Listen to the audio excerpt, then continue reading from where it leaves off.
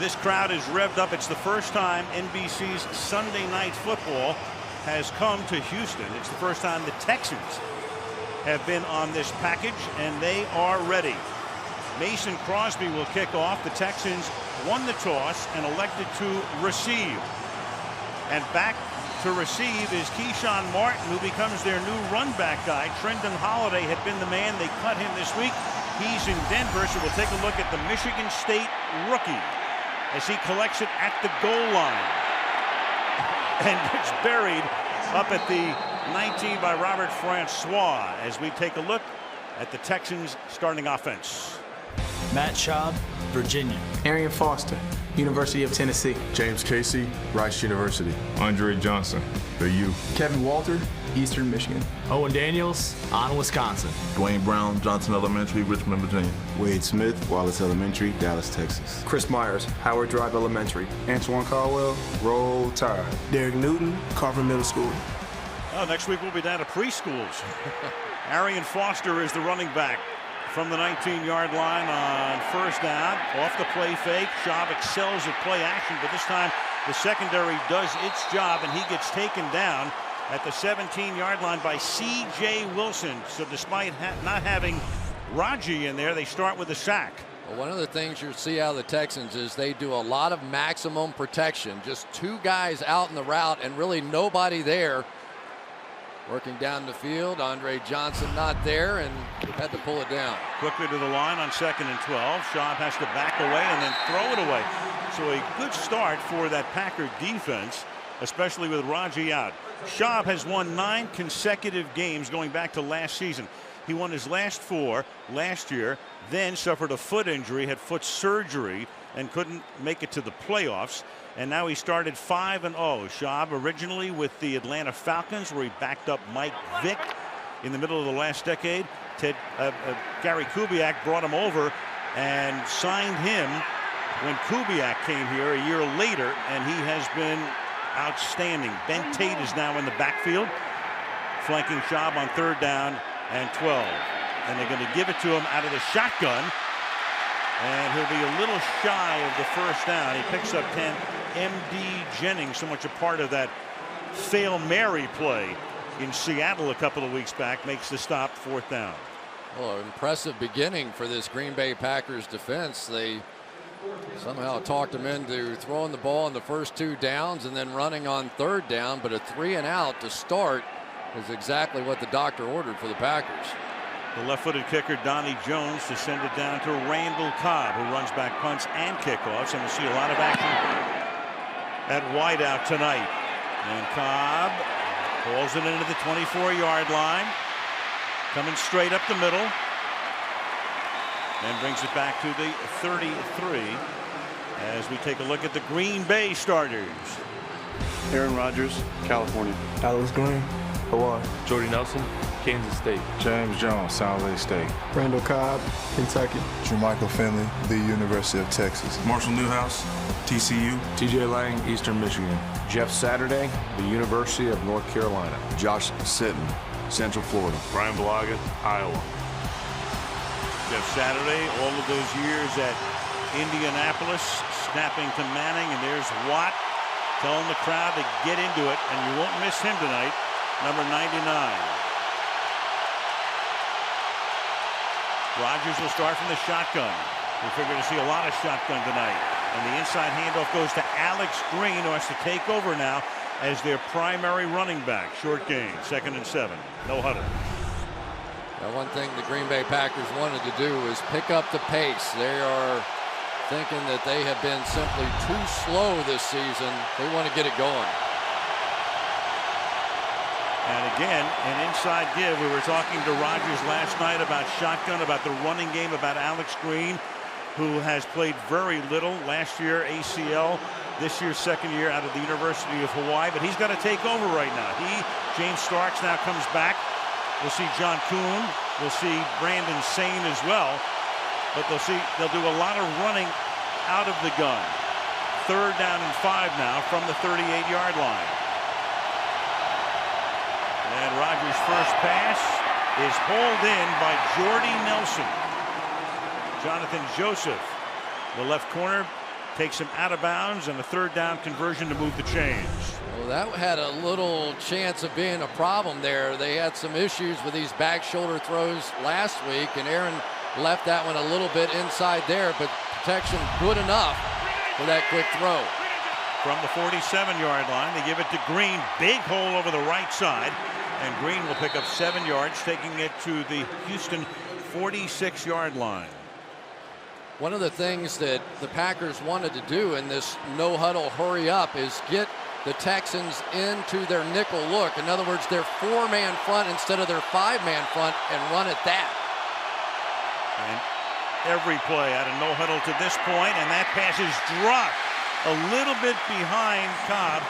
Could have hauled it in. It's 3rd down and 3. Let's take a look at the Texan defense.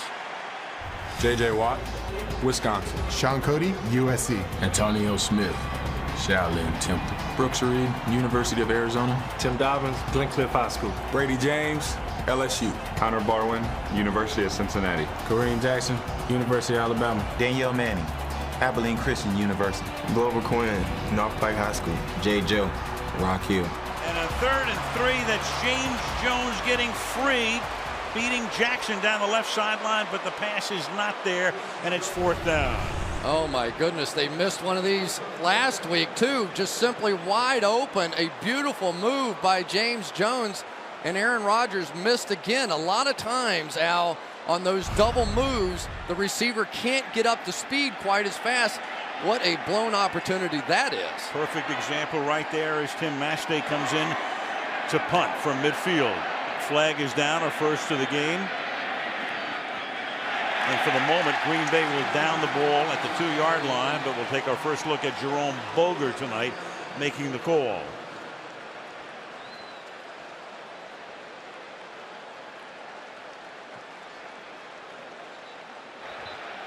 Outside, defense, number 11, lining up in the neutral zone. 5-yard penalty results in a 1st down.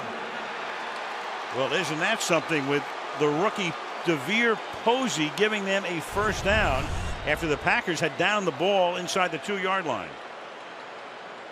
Well, let's see, up there, I guess. 11.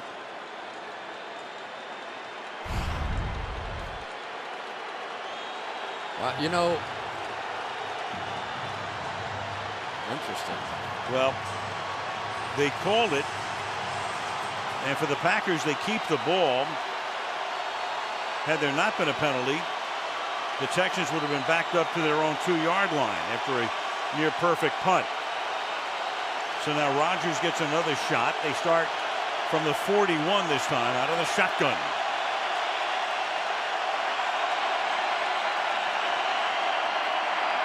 And Rodgers is going to go deep, and it is pulled in by Jordy Nelson, and he's into the end zone for the touchdown. 41 yards after the penalty gives them new life. And Rodgers has taken his attitude from the meeting to the field. He has indeed. Let's watch this one from Jordy Nelson. After the release, gets down the field. There is a little separation move right there, not called. And after missing the one earlier to James Jones, comes back in this one right on the money. You beat the Texans, you're going to have to make these big plays because they are going to be in bump and run man-to-man a lot. Great start for the Packers. Crosby, extra point. Flag is thrown.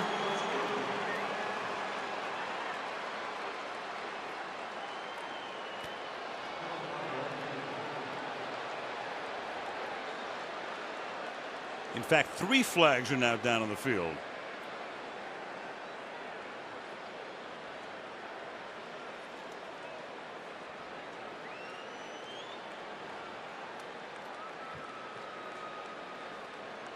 And there is Posey with that offside call, giving the Packers a 1st down. There are 2 fouls.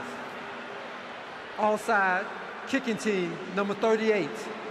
Personal foul, unnecessary roughness. Defense, number 53. Both fouls will be enforced on the kickoff. That's on Brady James. So not the start. This big crowd in Houston was looking for tonight. Rodgers for the touchdown, 7-0.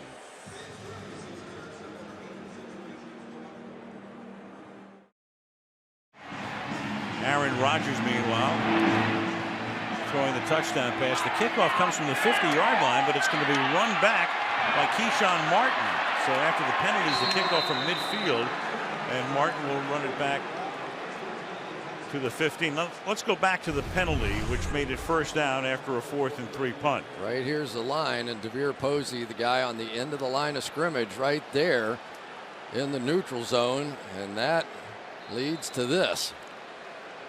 And when you're playing against the high pressure Houston Texans defense, nothing better than striking big early in the game to make them think about their style.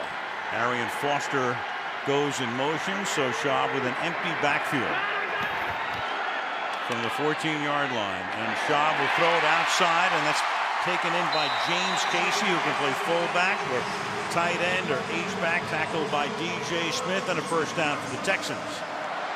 Yeah, James Casey was a wide receiver for the entirety of his career. I was talking to him on the field. He plays fullback, does all that stuff. I said, "You ever lead block in your life?" He said, "Are you crazy? I was a wide out till I got here, and all of a sudden they put me in the weight room, and now I'm a lead blocker." 6'3" and 240 off play action. Schaub able to escape, but then has to throw it away as we meet the Packer defense. Ryan Pickett, Ohio State University. C.J. Wilson, East Carolina. Nick Perry, USC. A.J. Hawk, The Ohio State University. DJ Smith, The Appalachian State. Clay Matthews, USC. Tremont Williams, Louisiana Tech. Charles Woodson, University of Michigan. Morgan Burnett, Georgia Tech. Sam Shields, the U. Again, minus B.J. Raji, the nose tackle. Very significant, especially the way the Texans run the ball scheme-wise as Foster takes it up to the 34-yard line. And that's really the first time we've seen the stretch. B.J. Raji not playing in this game. And really, Al, if I had to pick one game that I would want that guy to play in for the Green Bay Packers, it would be this one. I mean, this is a team totally dependent, despite what we've seen early in this game, on run, bootleg, run, play action. Their quarterback's only been sacked 3 times all year because of that style. Foster second in the league in rushing to Jamal Charles coming into the weekend. 3rd and 6. And Schaub's going to go down again. A sack. That's Jarrell Worthy, the rookie out of Michigan State. He's going to see a lot more action tonight because Raji's not in the game. BJ salutes him. And Schaub, who rarely gets sacked, like once every 51 pass attempts this year, has gone down twice tonight. And this is a big moment for Jarrell Worthy. He's getting a chance to play in this game because they basically had to take Ryan Pickett and move him over to the nose tackle position. Up to it so far is the 2nd rounder out of Michigan State. Schaub had been sacked only 3 times all season. Here's Jones's kick, and that will bound out of bounds. And they'll mark it at about the 30-yard line on Sunday Night Football from Houston.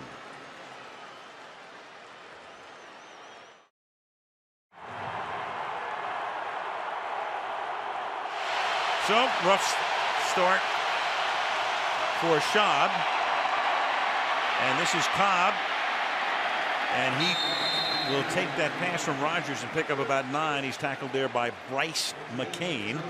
And again, going no huddle are the Packers. One of the problems, if you bring just one guy down against a bunch formation, you're going to get some of those quick screens. And Randall Cobb simply has to get the ball more than what he did last week. He was sensational. Got to find a way to incorporate him. 2nd and 1. Alex Green through the middle. Well, the first thing Rodgers said to us last night when we walked in, "Hey, how's it going?" He said, "Hey, outside, the sky is falling. Inside, we're just fine." Yeah, he still feels like they're the favorites out here, and he thinks the Texans probably look at them as favorites too. Swings it to the outside, and the catch is made, but the tackle is made simultaneously as Finley, who was a little questionable coming into the game, gets tackled by Glover Quinn. Yeah, a lot of friends and family down here. He really wanted to play. They put him through a strenuous test before the game. He's still a little shaky with that shoulder. We'll have to keep an eye on him. 2nd and 9. Rodgers under pressure, and down he'll go. And that's J.J. Watt.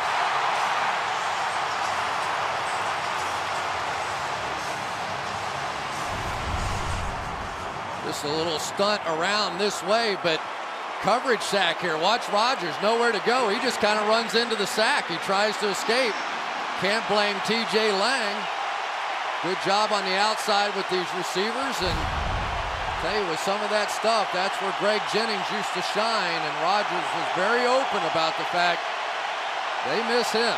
Now 8.5 sacks for him to reassume the league lead over Clay Matthews on the other side. On 3rd and 15, Rodgers throws, and it is Cobb at the sideline, holds it in, stays in bounds, makes the catch, and just does get the first down. Perfect pass, great catch, kept his feet in, first down. Well, you better not do too much of this against the Green Bay Packers. Aaron Rodgers, one of the best in the business. His numbers remarkable once he gets outside the pocket, and made the Texans pay for a little over-aggressiveness there.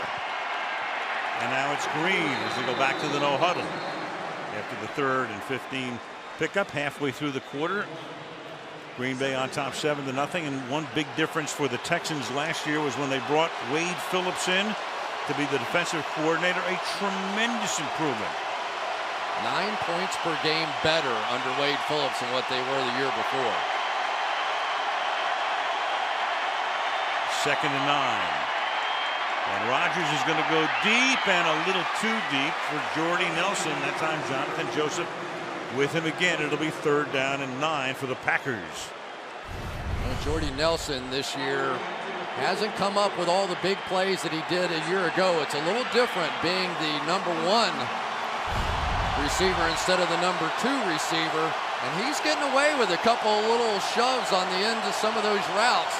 Greg Jennings on the outside used to draw a lot of coverage, make things a lot easier for these other Packer receivers. Groin pull for Jennings, missing another game. 3rd down and 9. And Rodgers will sling it to the near side and out of bounds. Intended for Cobb.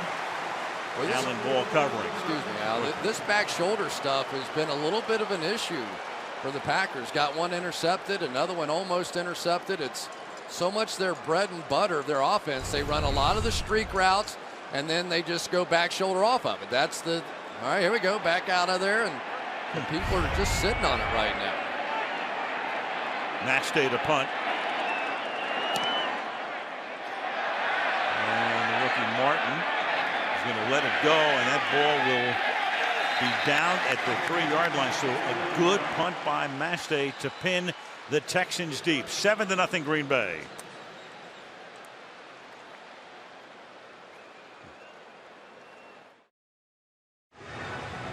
Well, the Oilers left for Tennessee in '97. Then they built this stadium.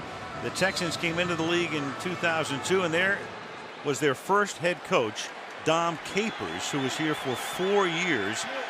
And then he was gone, and Gary Kubiak came in. So only 2 coaches in the 11-year history of this franchise. From the 3-yard line on 1st down, they'll run the ball here with Foster tackled by Matthews after a gain of a couple. Clay Matthews working against Owen Daniels and just played this one perfectly. Watch this.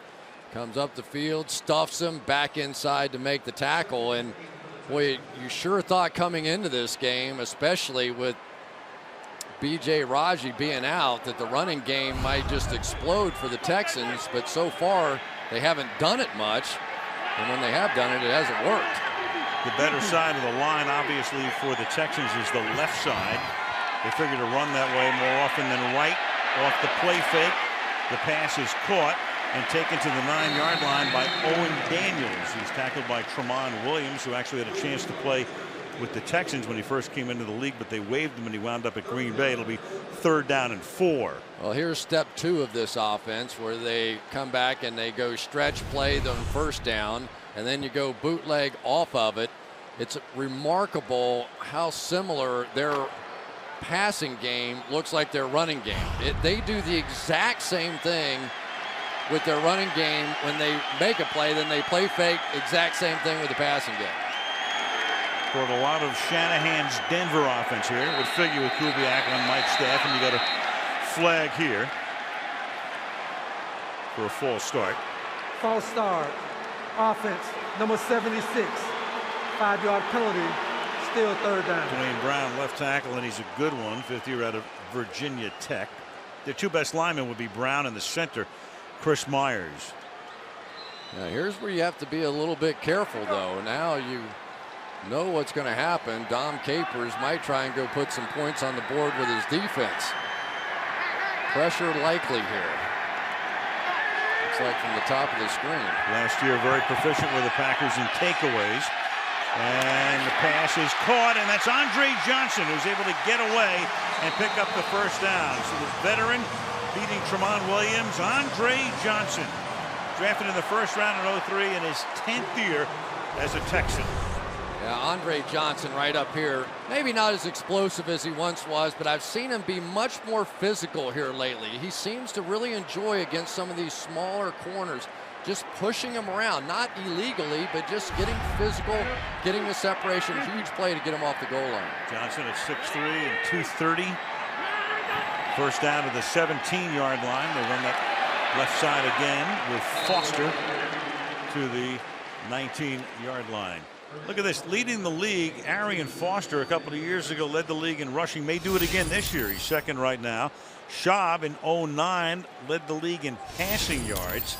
And Andre Johnson in 09 led the league in receiving yards. And not very often will you see a team with three guys, all who have won some sort of an individual title. And if they'd all stayed healthy last year, they might have won a Super Bowl. Right. Second down and 8. Man. And tripped up is Matthews. Matthews beating Brown and coming in there to knock Foster down and setting up a third down and long. Well, you know he's the sack leader coming in, but so far he's destroying the Texans with his ability to stop the run. Boy, Gary Kubiak was certainly impressed with him. He said, I've been watching guys for a long time, and you don't see many people playing at the level that he is right now. He is a terror in all facets of the game. And you can't miss him with the flowing mane. On the other side, you got J.J. Watt. Can't miss him either, especially wearing number 99. Third and 10. Guess what? Pressure on. Matthews gets there to break up the play because Schaub just had to dump it off because Matthews was in his face. It'll be 4th and 10. All right, he's going to come down here and then hit the blitz on this one. Surprises the guard center gap there. Schaub lucky to get that thing out of there, and especially lucky that didn't end up in an intentional grounding play. So Jones into punt. Already 3 punts for the Texans in the opening frame. Cobb at the 28. Nice run back. 17 yards out to the 45 with 2:46 to go in the opening quarter. 7-0 Packers.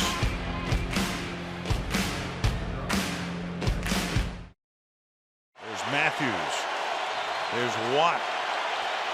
And now the Packers will start this drive from the 44.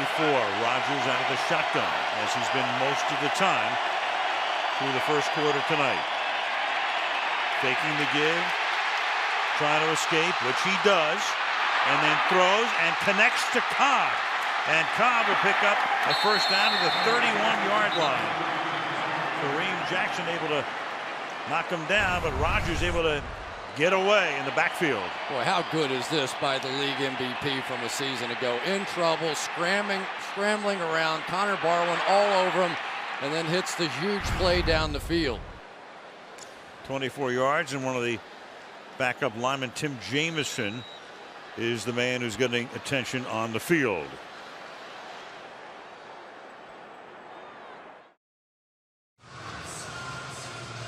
Collegiality reigns here tonight. J.J. Watt, a Wisconsin guy.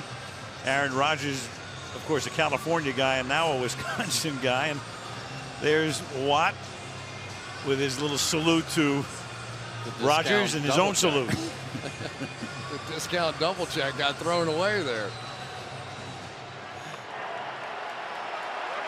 So the two guys Having a couple of laughs during the commercial break and now ready for serious action. 1st and 10 after Jamison was helped to the sideline. The injury timeout from the 32-yard line. Rodgers slings it to the left side, and that'll be caught there by Jones, who breaks away for extra yardage to move the chains. Got away from Kareem Jackson, the cornerback. 1st down.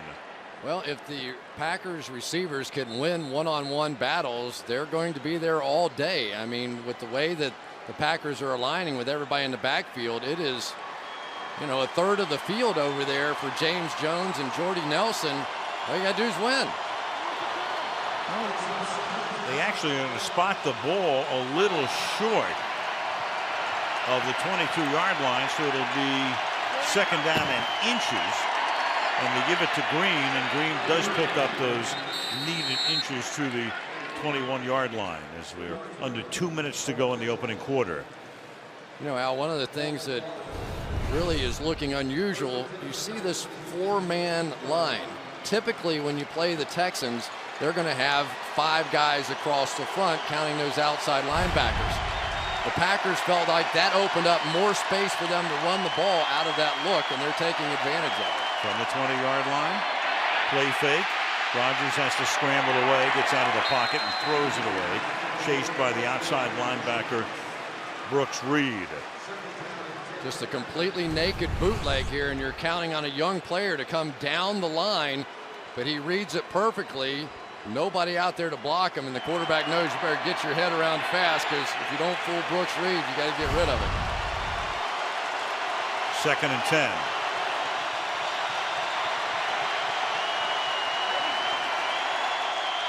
Bring Crabtree in to help block, and a shovel goes to Tom Crabtree, and he'll take the ball to the 6-yard line where it'll be 1st down and goal.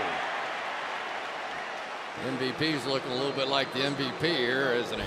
Yes, he is. Crabtree's going to sneak out. He was in protection. Nobody came, so he just simply sneaked out. And Aaron Rodgers played a little option football. Looked like something out of the old days of Oklahoma and the wishbone. Packers TD percentage in the red zone, best in the league. Texans are 6th best on the other side of the ball. It's 1st and goal. Line up in the eye here. Kuhn in front of Green on 1st down. Play action. Good time to throw, and the pass is caught for a touchdown by James Jones. His 6th touchdown catch of the season and 5th in the last 3 games. James Jones came all the way across the field that time. That's how good the protection was. He's just going to streak across here and outrun him. He scored 2 touchdowns in back-to-back games. Does he get that one? It looks like he did. There was a juggle. Not there, but I think that's a catch. Yes, I do too. Controlled it all the way to the ground. Cradled it.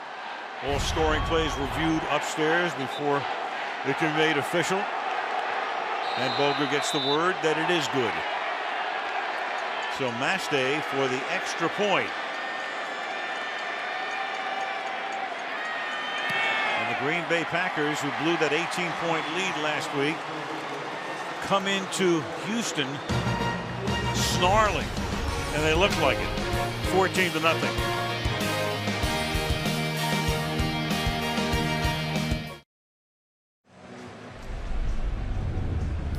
Last year's MVP, Aaron Rodgers. That's a season for the ages. 45 touchdowns, 6 interceptions, phenomenal passer rating. And there is numbers through this season. Not terrible, but when compared to last year, that's what he was talking about. I mean, everybody says, what's wrong with Aaron Rodgers? Well, nothing's wrong with him in the first quarter tonight. There are his numbers, 129 yards. He's thrown for 2 touchdowns. They come in basically running no huddle, and right now the Texans are trailing by 2 touchdowns as a bouncing ball will go into the end zone for a touchback. You know, I think of it in these terms, Chris. It's like an actor wins the Academy Award and you say, what's wrong with you? Why don't you win it the next year too? You know, and I brought it up to Aaron last night, and I said, you know, you guys made it look so easy last year.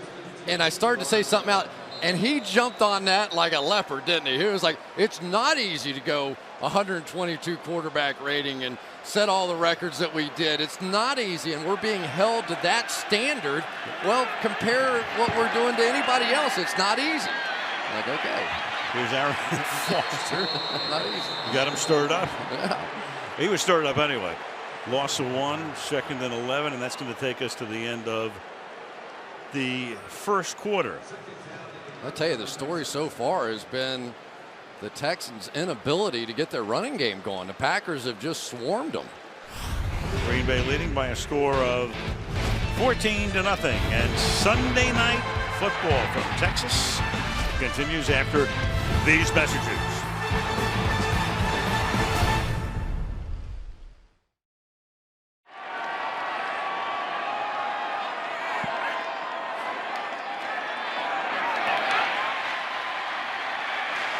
Andre Johnson makes the catch, and that's going to be enough for a first down.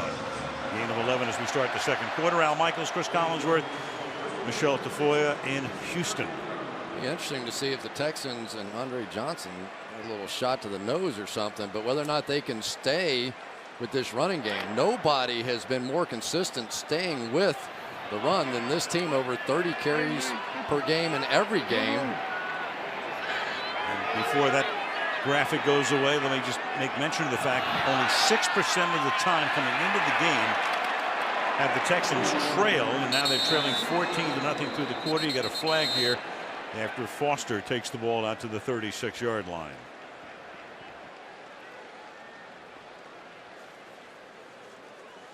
And Jerome Boger tells us after going one way, he says the other. Defense, number 52.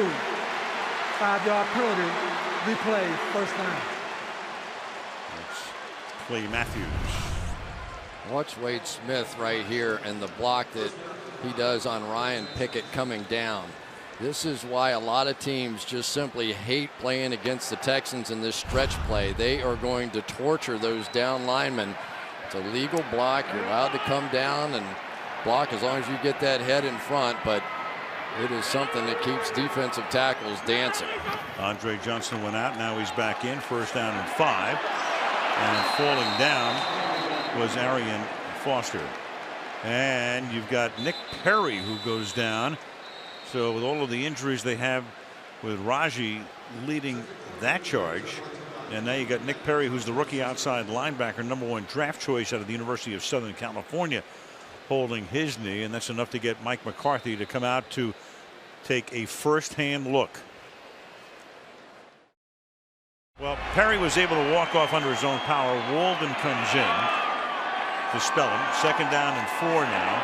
And this is Ben Tate, the backup back, and Ben Tate doesn't go anywhere.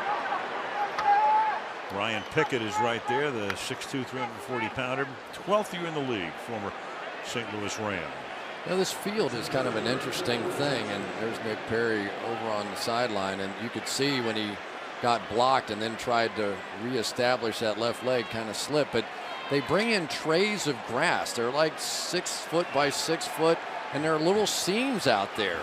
And a lot of players aren't too crazy about it. Third down and 3, and that is caught by Kevin Walker. So a third down conversion gives the Texans the ball in Packer territory at the 46-yard line. Old reliable Kevin Walter has been doing this for a while. Just finds a way to come down inside in the gap, find a little hole in the defense. The Green Bay Packers last year gave up a ton of big plays. They've been much better this year, only 3 of 30 plus, but you can work them underneath a bit more. And under pressure, that is caught. Reaching down is Owen Daniels to make the grab, and he takes it to the 31. You had Matthews coming in, and Schaub had to get rid of it in a hurry. The pass was low, but the catch was made, and that's a gain of 15. Now, Dwayne Brown's a good player, but Clay Matthews is making him look bad. He's trying to engage him early, and I'll tell you, Matt Schaub does a great job of getting that thing out of there. That was instantaneous pressure, and they got a positive play out of it. Clay Matthews does not want J.J. Watt to retake his sack lead. To the 31, deepest penetration for the Texans, and out of the outside, trying to pick his way through the traffic, unable to, is Arian Foster. What a story he is. Played 4 years at Tennessee, didn't get drafted, had a pretty good career there, especially a good junior year. So then they sign him as a free agent, and in his second season winds up leading the league in rushing. He's also a great receiver, reminds you a lot of what LaShawn McCoy does for Philadelphia, what Ray Rice does for Baltimore is what Foster does for this team. Describes himself as flowing like water. He just is very smooth. Like Marcus Allen, maybe, kind of a guy, just looks effortless, and patience wins. Second down and 9, and again the pressure is put on, and the pass is incomplete, but a flag is thrown, intended for Walter. You had Sam Shields covering. They throw the flag. Meanwhile, Schaub goes down as he gets rid of it under heavy pressure again, and the call is going to go against Green Bay. Pass interference. Defense, number 37. Call the foul. Automatic first down. Well, a couple of little fouls as he goes. Sam Shields, you'll see him give a little grab here. And then at the very end of this thing, sort of up over the top, I guess they called the grab that happened earlier, but they marked the ball down at the 4-yard line. So that's a 26-yard penalty. You got Casey in the fullback spot, fronting Foster on first down. And they give it to Arian Foster, and he will get 3 of the needed 4. So it'll be second down and goal from the 1-yard line. Now, one thing that you have to worry about with this offense is the ability to bounce these plays outside. The Texans clearly, when you look at their numbers, much more efficient running outside the tackles, and so Clay Matthews is having to play a little wider out there when that run's coming at him, and they're finally finding some holes inside.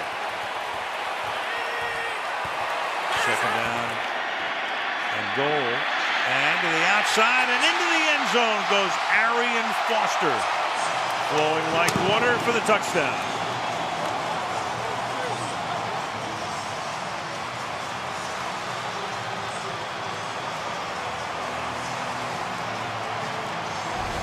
There's the patience we're talking about. Ryan Pickett, 79, gets off beautifully and is sitting right in the hole, but because Foster's not really exploding into that hole, is able to bounce it back to the outside. Ryan Pickett perfectly done, sitting in the backfield, and Foster still turned it into a touchdown.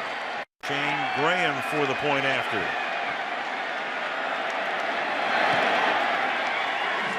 Takes them 9 plays, 6 of them on the ground, 3 passes, 80 yards, 10-13 to the half, 14-7.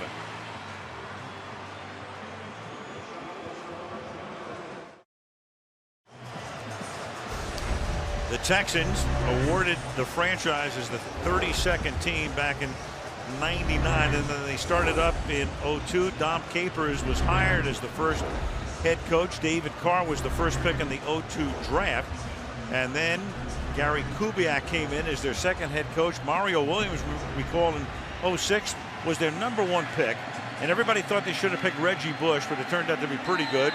Williams then as a free agent goes to Buffalo. There's Rick Smith on the left and the owner Bob McNair on the right. And Smith has done an outstanding job with personnel, as this team is now one to be reckoned with in the National Football League. Cobb to run it back up to the 22-yard line, and we'll check in with Michelle.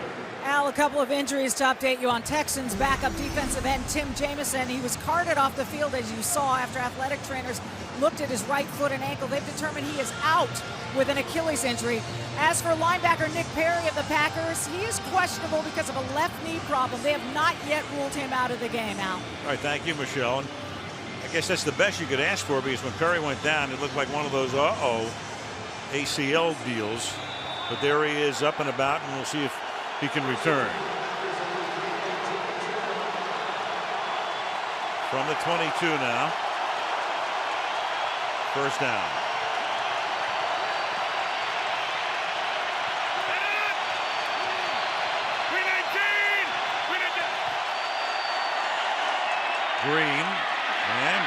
Nelson, good running, and Green's a guy who's going to see a lot of action because you've got Cedric Benson on the injured reserve list, but that injured reserve list, the one where he can come back after 8 weeks. There, of course, is the missing inside linebacker Brian Cushing, hurt last week in the Monday night game at the Meadowlands. Will have ACL surgery soon, but done for the season. 2nd down and 2, and the pass to the outside is caught by Nelson, but appears to be short of the 1st down. Tackled there by Jonathan Joseph.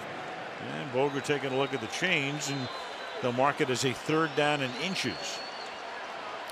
You know, Al, getting back to Brian Cushing just for a minute, he is a guy that I think it's already showing up a little bit with the way they're running the football out here. He was a linebacker that, A, was a tremendous pass rusher whenever he wanted to go forward, but probably the most important element of his game for this team was his ability to cover one-on-one backs and tight ends coming out. And without him out there, a little short, Brady James, Tim Dobbins, they're good, but they are not close to Brian Cushing, who was voted MVP of this team by his teammates.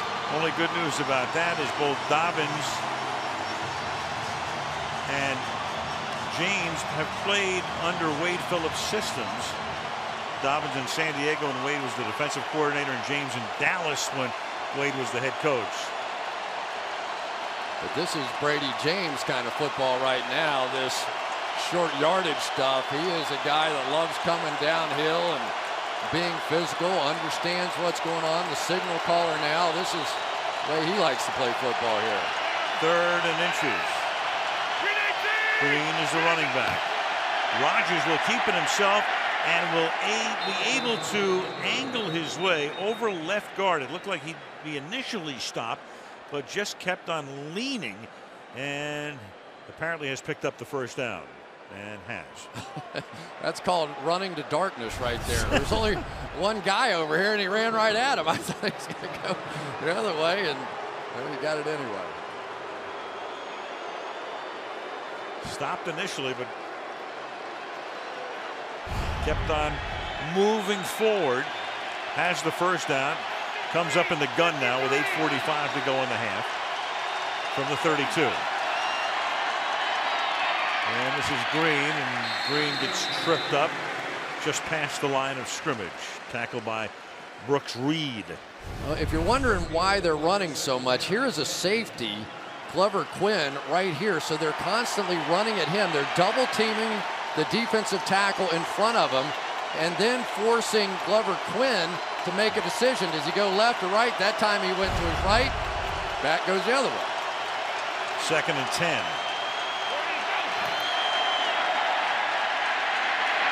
And the pass is caught by Green, and he gets taken down. That's a 1st down saving tackle by Joseph, setting up a 3rd down and short. I'll tell you, this Alex Green's starting to make an impression, isn't he? I mean, they were talking about him in the meetings, had a big run last week to help him in that ball game, and if he can prove himself as a receiver against these linebackers for the Texans, he could become a weapon here. Played his college ball in Hawaii and went to Butte Community College in Oroville, California before that, as did Aaron Rodgers before he went to Cal. And Jordy Nelson makes the catch, tackled by Joseph, and it's a 1st down for Green Bay. Well, the more they've shown the ability to run the ball, the more single coverage they're getting on the outside. And this starting to look like the Packers offense of old. The quick tempo, the shorter passes. Some of the people around the league I've talked to feel like that maybe Aaron Rodgers has been trying to force it down the field a little too much this year.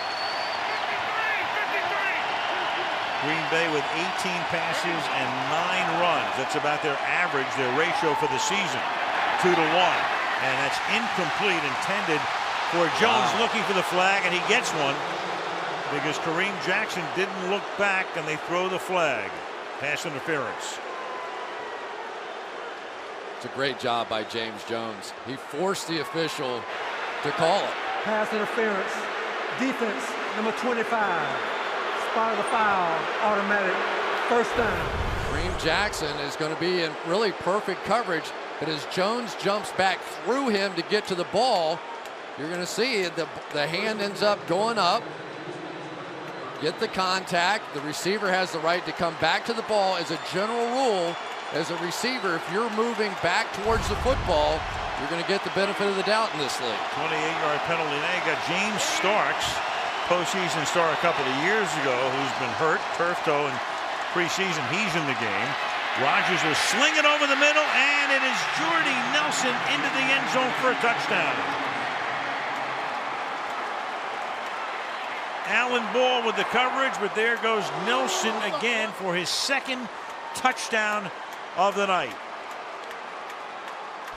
First of all, absolutely perfect protection up front. When you give Aaron Rodgers, the MVP, this kind of ability to step up and give him the one-on-one looks on the outside, you're going to get these kinds of results. They had the inside receiver clearing out. Jordy Nelson with all kinds of field to work and goes up and makes a strong catch. 3 touchdown passes for Rodgers with 6:45 to go in the first half. And the Green Bay Packers answer that Texan touchdown with one of their own, back up on top by 14 again in Houston.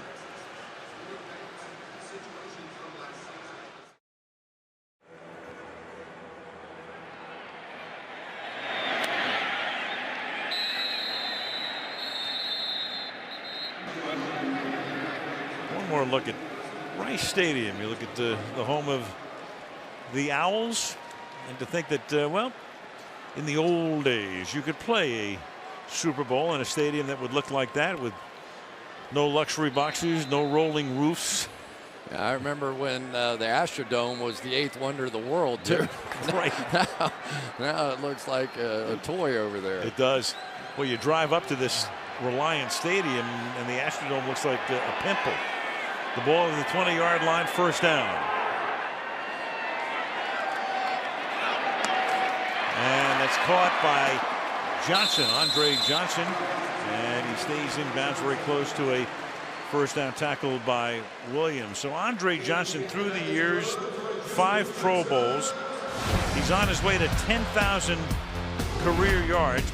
The key to him this year, though, is to stay healthy. He's missed a lot of time over the last 2 seasons, and twice he's led the league in receiving yardage.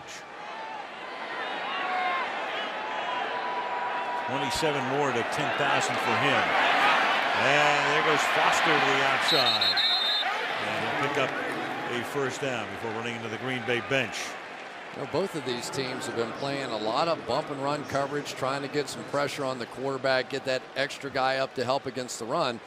The problem has been the game has been called very closely on the outside. A lot of pass interference calls have been the key plays so far. So now if you're a defensive coordinator, do you adjust to the fact that it is being called so tightly out there?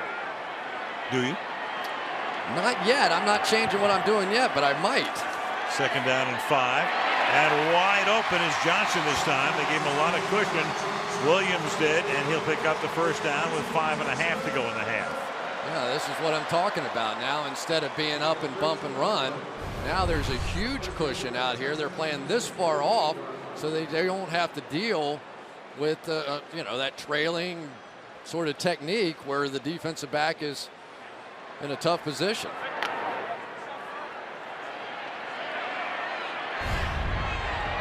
Four catches for Johnson tonight for 47 yards. From the Texan 48-yard line. Schaub in the pocket, guns it over the middle, and that'll pick up 11 more yards and a first down. Catch made by Garrett Graham, tight end. Clay Matthews so quick on the outside, but when he lowers his head and does this bull rush now, coming into Dwayne Brown ends up in a back pedal, able to re-anchor though and hold up. A lot of guys, a lot of tackles in this league would have gotten run over with that shot. Schaub 9 of 12 for 108. Here goes Foster. Nothing there.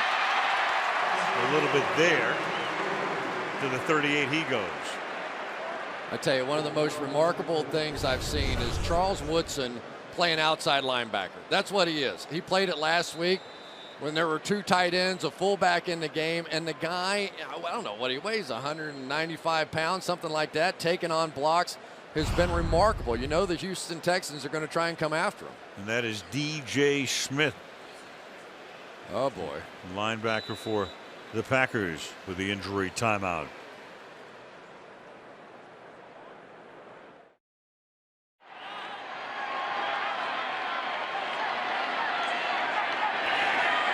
Second down and 7 after Smith came off the field, and you got Ben Jones moving here. False start. Offense number 60. 5-yard penalty. Still second down. Go back and take a look at there is Smith on the table. What happened to him? You got that rule kicking in, coming back towards the line of scrimmage here. If you come back this way, you cannot hit in the head. Kind of looks like a shot to the head right there. No foul called. Of course, Brian Cushing injured on the same sort of play last week by Matt Slauson, but he went low. Meanwhile, Schaub fumbles the snap and has to fall on it at the 45-yard line. That's going to set up a 3rd and long with 3.5 to go in the half. Just not the same sort of efficiency we've seen from the Houston Texans all year. And for the Green Bay Packers, they're getting pretty thin at that linebacker position. Of course, their star Desmond Bishop has been out for the year, and DJ Smith was his backup, so they're one thinner than that now. And of course, Raji not playing tonight. The nose tackle, 3rd down and 14. Just a 3-man rush, so good time for him. Foster makes the catch, and Foster looking for that 1st down and comes up a couple of yards shy. Tackled there by Burnett. It's going to set up a 4th down and 1, and the Texans will opt for a field goal attempt. Yeah, that was a big completion, a nice run by Arian Foster to give him a chance. Didn't pick up the 1st down, but gave him a possibility of getting 3. So this will be for Shane Graham, a 51-yard field goal attempt. Donnie Jones to hold it. And Graham's kick is good.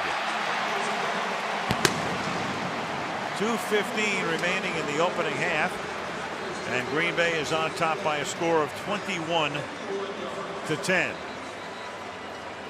Shane Graham wasn't sure if that one was going to hook and bounce or not. We've had a few of those shots in our lives, haven't we?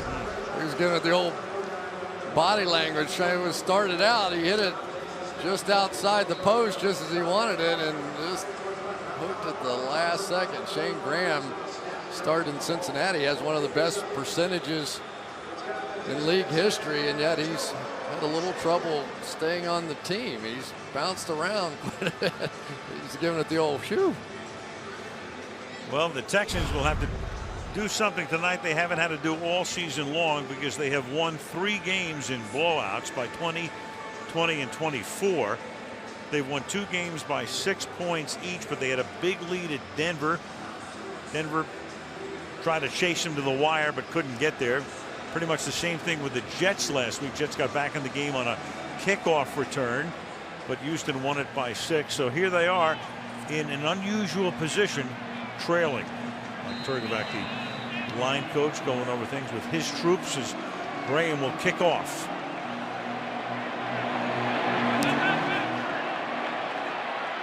Packers with all of their timeouts as we head to halftime. And Cobb will get met by Brian Raymond. Second time tonight Raymond's made a tackle on a kickoff return. And you don't see somebody as athletic as Randall Cobb get hit that flush very many times. That'll slow you down returning those kickoffs. That's perhaps the wildest thing in football. Bringing a kickoff at full speed off your goal line, as every one of those kind of animals are coming full speed at you. It is a bit of a rush, believe me.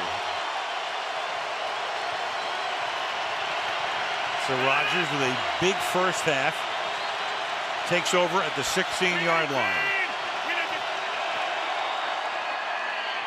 And Green will get taken down after a gain of a couple, and that will take us to the 2-minute warning at Reliance Stadium. Green Bay 21, Houston 10 on Sunday Night Football.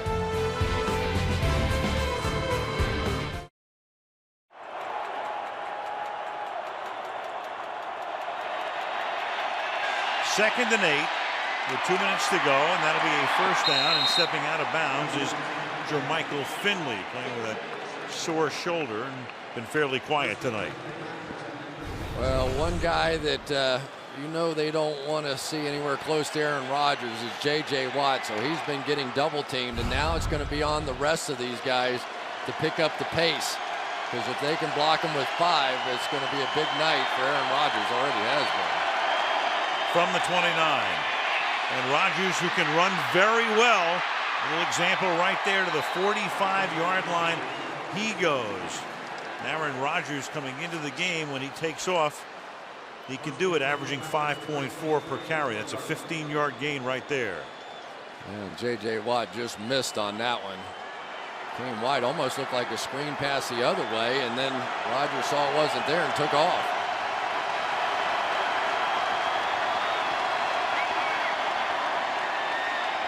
Rodgers with good protection. That time the pass is underthrown, intended for James Jones on the outside. 2nd and 10 with 1:18 to the half. Yeah, another one of those back shoulder kind of throws, but it was what they call a 2-man coverage.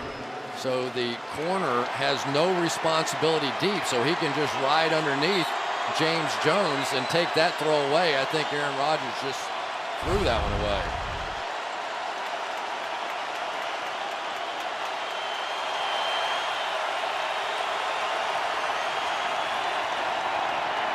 Give it to Kuhn. Inside handoff. He'll take it to the 49-yard line. Of course, they chant his name as they do in Green Bay. And you know that Green Bay and Pittsburgh travel as well as any teams in the league. Mason Crosby getting limber on the sideline. Significant 3rd down here. This one probably means points or not for the Green Bay Packers. Texans the top 3rd down defense. 3rd and 5. Rodgers hangs in the pocket and converts, and stepping out of bounds is Finley again. You have a flag down at the 41-yard line, and this is going to come back. You know, you extend those arms as a receiver. It's not that hard to see. Pass interference. Offense, number 88. 10-yard penalty. Replay, 3rd down.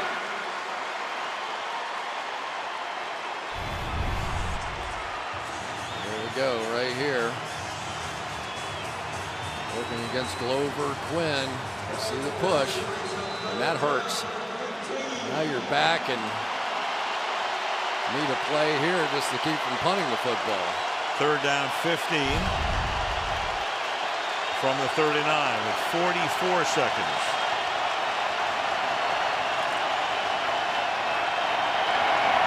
Pass will be taken by Cobb. He'll get taken down, and now Houston should take an immediate timeout. Quinn making the tackle, and it's 4th down and 8, and I don't know why the Texans are not taking a timeout here. They can't even decide if they're going to go punt or not. They better call timeout now. Well, Rodgers end up making it 4th down and 2. Made it look like they were going to timeout Houston. Run the play, which I doubt seriously they would have. Well, I'm glad they're laughing about it. Well, Rodgers can laugh about it because I don't know why the Texans didn't take a timeout. Yeah, he was out 4th there. Yeah, 4th down, you're going to punt. You know you're going to punt. Well, he had them scrambling around and trying to decide if they were going to go send their punt return team out there or leave their defense, and all the confusion almost allowed them to run out the half. Well, if nothing else, you take a timeout anyway. It's going to be 4th down and 8 if you're the Texans to save time. And now McCarthy's actually talking about, I think, that call on Finley. He's talking about something else. But on the other side, and if you're the Texans, you have to take a timeout there. Yeah, well, I mean, you're going to get the ball back, inside the 20 somewhere, and they probably would have opted to not run it anyway or taking a knee or whatever. Well, so never know. And now Mastay will come in to punt, but that cost them somewhere between 15 and 20 seconds. And they had all of their timeouts, so there goes the opportunity in all likelihood to at least move the ball into field goal range. And Green Bay will also be getting the second half kickoff.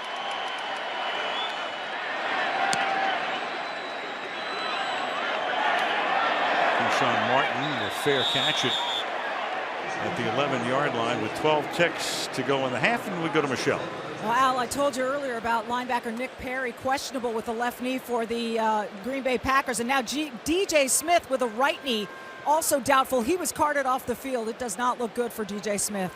Yeah, and I'm not so sure that shouldn't have been called a foul on Dwayne Brown coming back towards the line of scrimmage. A blow helmet to helmet. That's what the new rule is supposed to be all about. Brad Jones will take his spot. Good half for Rodgers, 15 of 21 for 187 and 3 touchdowns. And now from the 13-yard line, the Texans will end the half on a Foster run to the left side. And that's the end of the opening half. Crowd not happy with the clock management at the end of the half. And now, who's going to take a timeout here?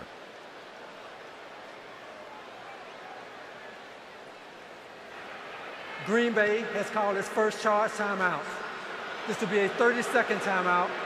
Please reset the game clock to 8 seconds. Well, isn't that interesting? If nothing else, they're going to make them snap the ball. You never know. Do you get a mistimed exchange or whatever? I tell you, I was stunned by what the Packers came out to play. They left a receiver one-on-one at the top of the field that time with really just in a prevent sort of situation. I was thinking if I'd been Matt Schaub, I would have audibled and taken my shot down the field. If they do that again, he just might. Well, Green Bay is going to make the Texans go all the way to the end here. Clearly the Texans just running out the clock with 8 seconds. It's out there again if he wants to take a shot. Nope. This Foster again won't do much for his stats as he will end the half. They've bottled him tonight. 13 carries for 22 yards. Packers get the second half kickoff. The score is 21-10 Green Bay at halftime. Week 6, mid-October, Sunday night. First time NBC Sunday Night Football has been to Houston. But so far it's been Green Bay's night, up by 11, and they're going to get the ball after the Shane Graham kickoff, which Cobb will down in the end zone. And Chris, let's go back and take a look at the key plays, and they were both set up by penalties in the first half. You cannot give good teams second chances, and the Green Bay Packers took advantage of the offsides penalty, turned that into a touchdown, took advantage of the pass interference call, turned that into a touchdown. So this has been a bit of a surprise so far out here. Maybe the Houston Texans stepping up in class here tonight. They have not played an opponent of this caliber, and so far it's showing. From the 20.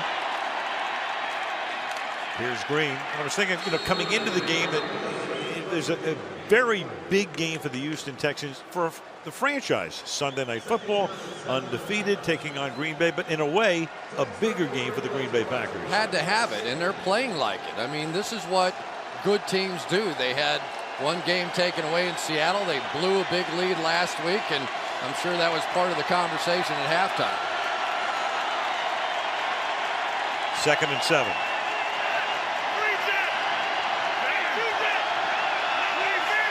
May down lineman on the offense's right side. See if they try and run that way. Rodgers throwing and threads the needle to Cobb. Penalty. Jerome Boger is the referee. Would have been a 14-yard gain. Might still be. Holding defense number 21. That penalty is declined. The result of the play is the first down. McCain with the holding call.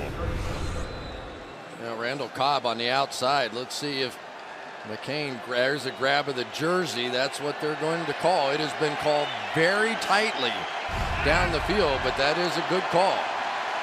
From the 37-yard line on first down.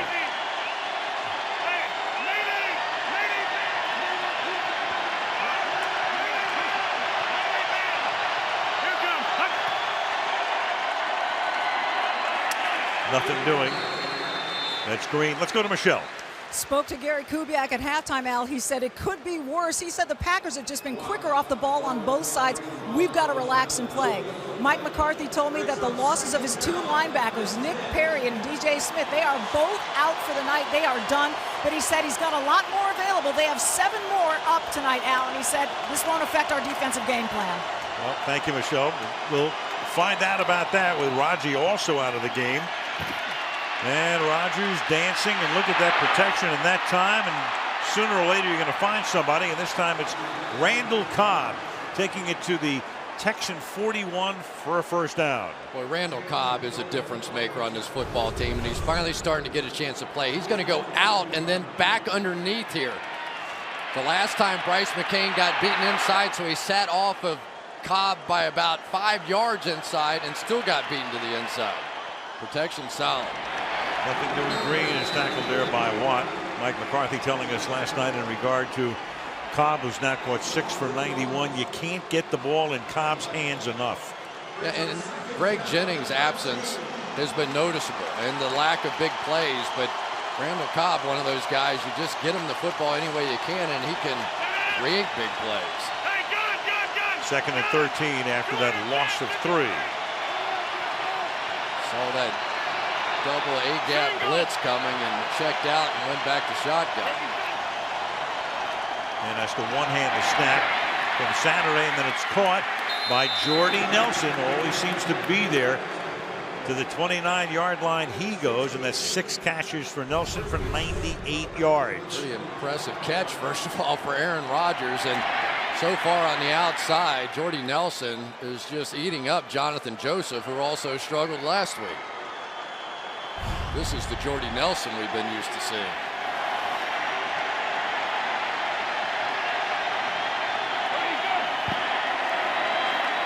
Green, who's averaging about 3 yards a carry. And this time he picks up a little bit more than that. Tackled by Kareem Jackson. Well, it is this running against the 4-man line that's made the difference. And Aaron Rodgers has stayed just patient enough against that 4-man line, calling enough runs to keep the Texans off. And on second and 4, there's Nelson again with a lot of cushion. Gets tackled just outside the 10-yard line by Jonathan Joseph. 7 catches into triple figures, 111 yards for Nelson tonight. Well, they come up and play bump and run, have no success. Play off and inside, hit it to the back shoulder. Aaron Rodgers playing angry tonight. It's working. From the 11. Switch the protection, bring the back over to the other side. And there go the Texans showing blitz, and there are no flags, and the pass is dropped on a slant. Nelson had some room. Jordy Nelson starting to look upfield before it got there. Second and 10. Oh boy, Jordy Nelson's going to be sick on this one. They've got the little rub pick coming down here, and then Jordy Nelson coming underneath with all kinds of room. Probably walks in with that one. Just never looked the football in.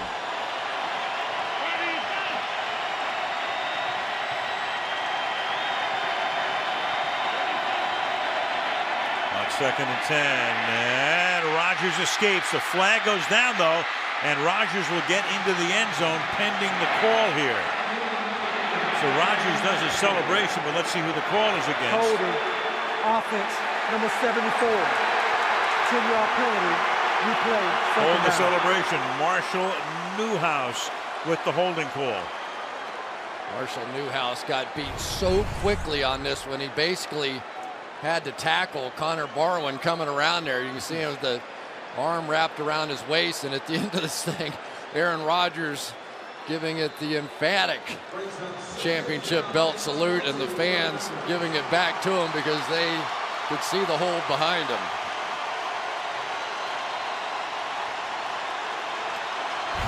Hold everything. 2nd and 20.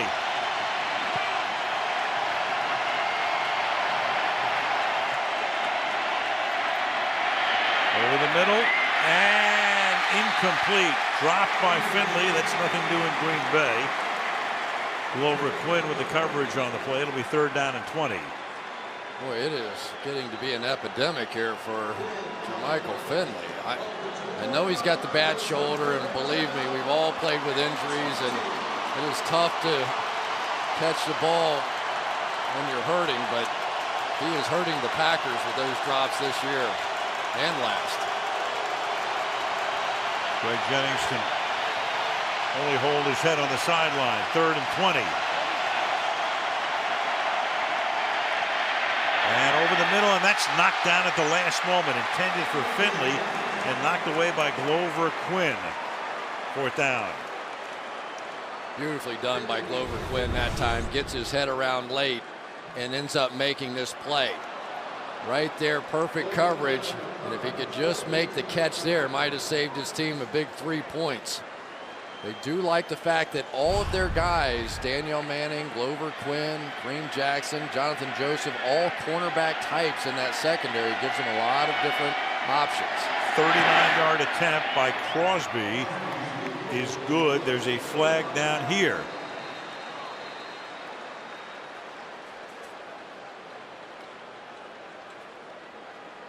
You're not allowed to push off and elevate yourself as a defensive player trying to block that kick. We'll see if that's the call. Was a 4th and 20.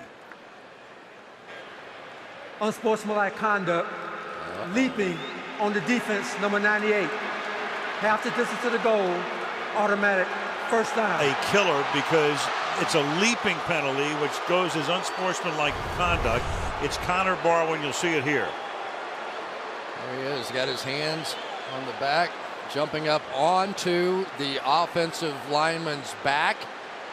And you cannot do that. You can't jump on somebody and then leap. They do that for safety reasons. And boy, the Houston Texans have been killing themselves tonight. Well, that takes 3 points off the board, but gives them an opportunity for 7 instead. You had the offside penalty on the first drive of the game, which gave Green Bay a 1st down, and they cashed in for 7. And now we'll see. They can get a 1st down without getting a touchdown. Ball just outside the 10. And Rodgers is going to get sacked and have his helmet taken off by J.J. Watt. So Watt gets the sack at the 15-yard line. And that hurts. Just beating him so quickly. TJ Lang off the ball, and watch Aaron Rodgers at the end of this play. He's going to grab his head like, oh man.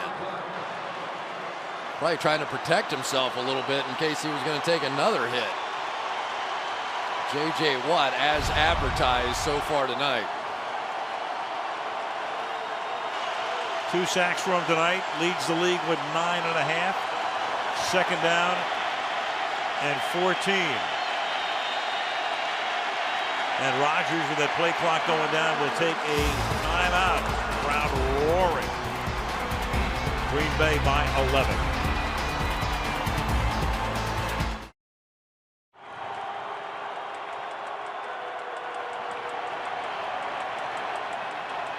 Second and 14 after the timeout by Green Bay. And here they come, and the pass to the outside is incomplete. Randall Cobb could not hang on. 3rd and 14 upcoming.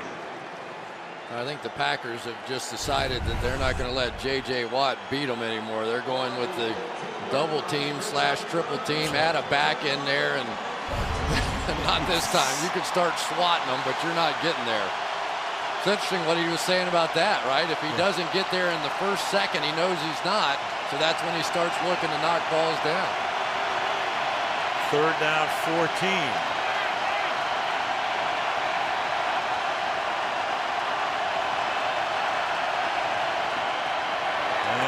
pass is caught. That's Cobb. And Cobb will take the ball just inside the 5. So they will stop them short and set up another field goal attempt. And, well, who knows what's going to happen at the end of this now with a flag coming in.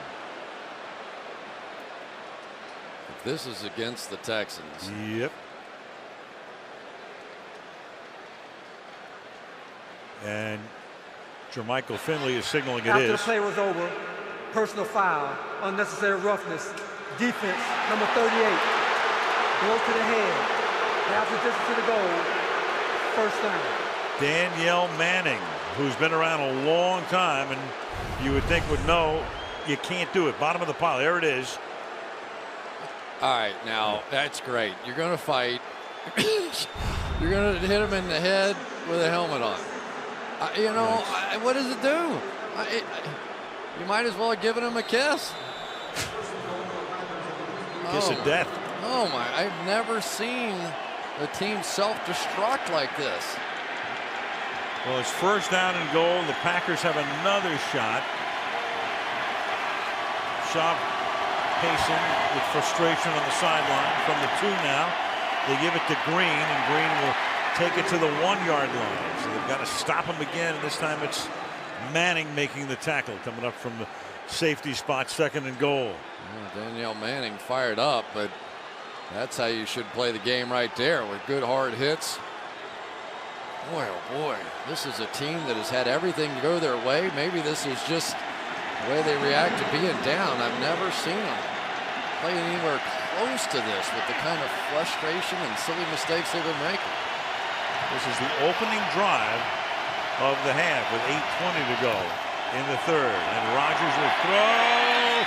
And in the end zone it is caught. Taken in by Jordy Nelson. Great catch. Jordy Nelson with good coverage that time. Able to get enough position, and Rodgers put it in perfectly. And Nelson is in the end zone for the 3rd time tonight. You can't play defense a whole lot better than Glover Quinn did. But for Jordy Nelson, this has been his night. This is what they've been waiting for, with Jermichael Finley injured and not very effective, with Greg Jennings out. They needed Jordy Nelson to be the guy to step up, and Aaron Rodgers has been feeding the ball all night. Mason Crosby for the point after. And the penalties just killing the Texans, because it's now a 3-possession game. 28-10 Pack. Nelson 3 touchdowns, tying a career high. He had 3 in that game last year that Matt Flynn ended the season with against Detroit.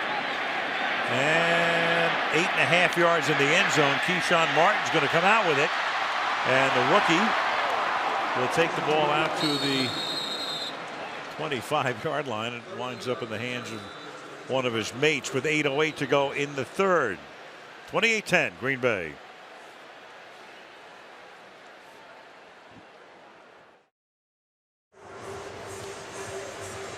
Huge mistakes on the part of Gary Kubiak's squad. Kept that drive alive for 16 plays. Of course, Connor Barwin started it off with the illegal jumping on the back of the offensive lineman. Danielle Manning slugging his way off the bottom, leading to the Jordy Nelson touchdown. But upon further review, Danielle Manning, his knee got pinned underneath him right in there, and he was sort of tapping out as much as he was punching out.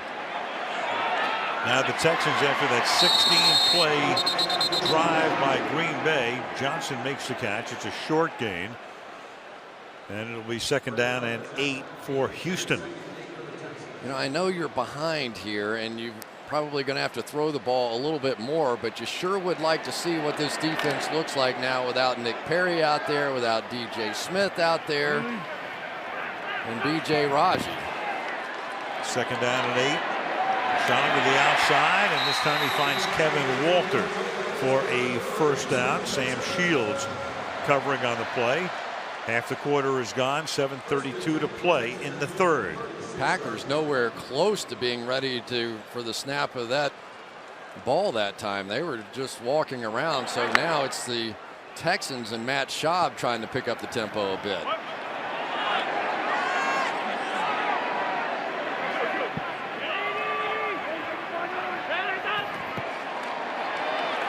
To the ground. Well, they bottled up Foster all night long. His long gain tonight is 5 yards, and he's carried the ball 14 times. And they're playing a nickel defense. They've got Charles Woodson right in here, and they have 2 tight ends in the game. And so basically they're allowing Charles Woodson to play an outside linebacker position, and the Texans, the vaunted Texas running game, still can't run the football. I mean, it's a little stunning, and maybe their opponents just haven't been of the class of the Green Bay Packers, and it's starting to show. 2nd and 8. Ben Tate is the running back here. Play fake, pressure put on, and down he goes, and that is A.J. Hawk coming flying in to take Schaub down. 3 sacks tonight for Green Bay. One of the things that I've noticed, Al, is that when A.J. Hawk gets to play in space, he's a much better player. And this whole package with Charles Woodson in there and the nickel package creates a lot more space on the field. And he's a guy that can run sideline to sideline, can blitz. I think he's playing better than he has in a long time watching him so far this year. So much attention paid to Matthews. You're going to see Hawk get free from time to time, real free as he does there. 3rd and 20. Schaub going to throw it into the ground. And then all of a sudden, it's a sound not heard here at Reliant Stadium for about a calendar year as you see Brandon Sane being carted back to the dressing room for Green Bay. Yeah, so much for the coming out party on Sunday Night Football, huh? I mean, it really, when you watch this team play, they're dependent on their running game. And when their running game goes, their play action looks different and their bootleg stuff looks different. And when the running game doesn't work, I guess it looks like this. Jones's kick. Todd will take it to the 23 and be met by Alan Ball immediately. So after a long Packer drive, a quick loss of the ball by Houston, 28-10. From the 20-yard line, Green Bay starts this drive, and that's swatted in the air and incomplete, and that's Connor Barwin who got the hand up to flick it away. 2nd down and 10. Oh boy, and that's what you need if you're the Texans. You need a play like that. Barwin gets the ball straight up in the air. You can see the panic on Aaron Rodgers' face because this thing is just sitting in midair and nobody can get to it. Been that kind of a night so far for the Texans. That's one in the first 5 games they probably pick off and score a touchdown on. League averages 2%. The Texans blocking almost 9% of the opponent's passes, and a lot of those, of course, for J.J. Watt, and now there's no gain here for Alex Green. 3rd and long upcoming. Well, now they've got all the tight ends in the game, and all of a sudden now this nickel package is no longer there. Glover Quinn has been the guy they've been taking advantage of as they play him at the inside linebacker spot and running the football right at him, getting their big offensive linemen down there on him.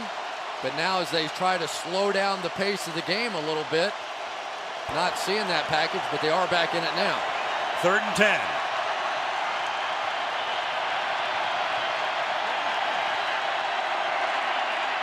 And Rodgers fires over the middle, and that is Nelson making the catch. And he's tackled by Manning, and his forward progress will be just short of a 1st down. Looked a little like a Super Bowl play, I remember. Ooh. Trying to reach out. Good play by Jordy Nelson. So watch that yellow line there. Spins, just never quite gets it there, and obviously have to punt it here. So a good stop that time by the Texans defense, and they needed it. I think if Kevin Dyson with a little bit more at stake in the Super Bowl after the '99 season. The kick by Mastay is fielded by Martin, and the rookie Keyshawn Martin with a good run back out to the 35-yard line. So a Big stop for Houston to get the ball back quickly.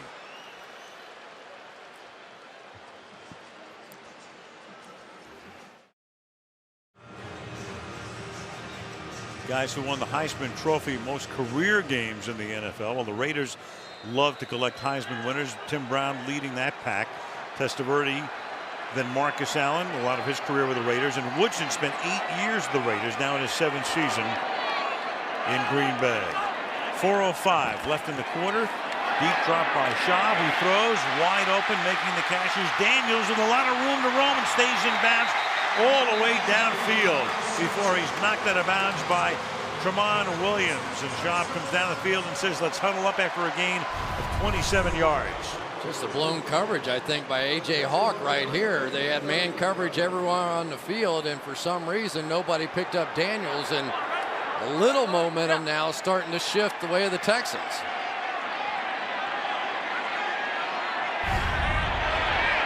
From the 38.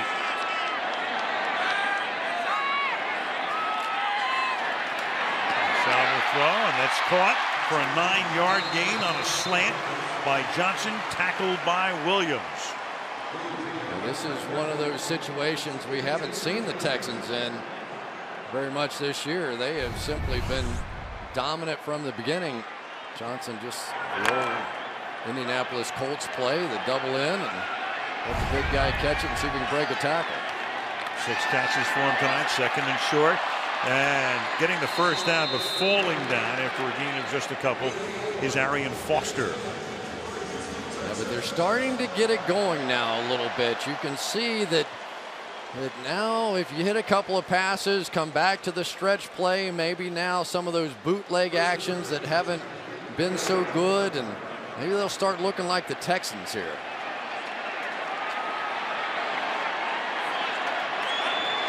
From the 25.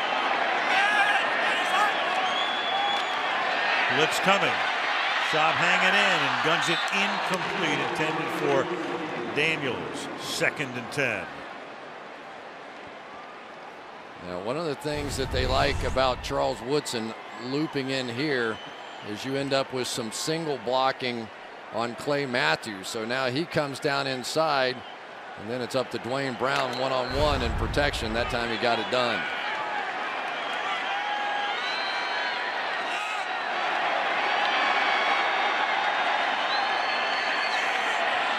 Daniels to the slot, Martin outside, Johnson wide right. And that will be caught by Keyshawn Martin. The rookie takes it to the 13-yard line. I'll tell you, I like the looks of Keyshawn Martin. They are looking for that third receiver. He's looked good returning kicks tonight. Really good short space quickness, and you get a chance to see it here. Little maybe the Randall Cobb of the Houston Texans. 4th round pick out of Michigan State. That's his first catch of the night. From the 13. Bunch formation to the left side. Schaub looks the other way. Incomplete into double coverage intended for Johnson, with Williams covering on the play and help from M.D. Jennings as well. 2nd and 10. You know, there's only a couple of superstar players you try to work this one into. There was help over the top, but when you have a guy like Andre Johnson, your belief is you throw it up that high, have a chance. Tramon Williams, maybe a little grab there. Owen Daniels doing a good job on Matthews on the other side. 1:45 left in the quarter. 18-point lead, 2nd down and 10.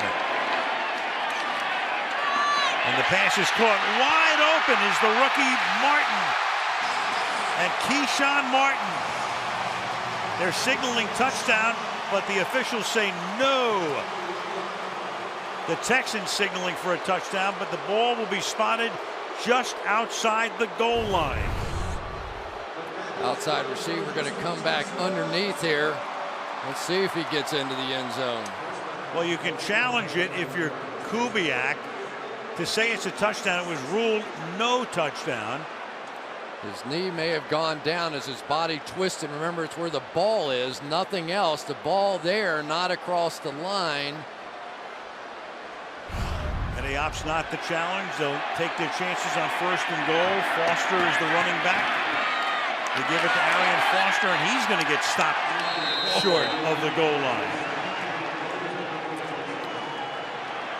Brad Jones and A.J. Hawk are there. It'll be 2nd and goal. A.J. Hawk coming right over here, I believe it is. Coming across the formation. Watch this collision. That's a big back to knock backwards. They could surprise Foster, too. 15 carries, 28 yards for Foster tonight. 2nd and goal. Give it to him again to the outside, and he's into the end zone for a Houston touchdown.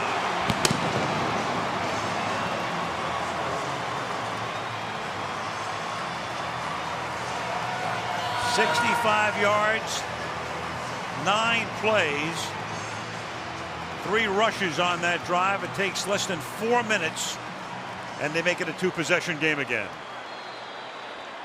Al, as soon as you said the Packers had an 18-point lead, I'm sure there were Packer fans going, uh-oh. Heard that before just a week ago. 18-point lead at halftime. Went away in Indianapolis. Low snap. Hold gets down by Jones, and it's booted through with 17 seconds remaining in the 3rd quarter. It's 28-17 Green Bay. Arian Foster's going to set this up inside, and then they're going to get the edge walled off. So as a back, you want to make them believe you're going inside and then bounce it so the pursuit disappears. And that was a big drive. Plenty of time in the game, but that drive allows the Texans to stay with their style of offense.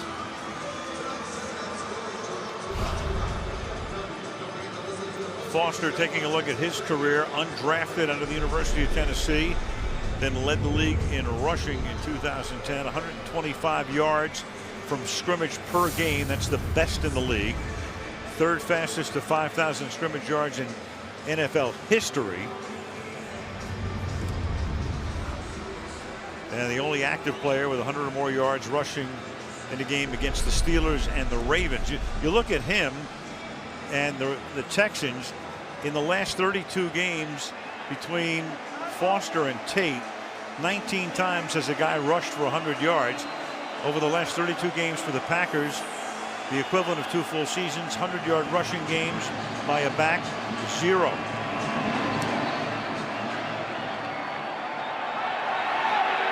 Two yards in. Here's Cobb.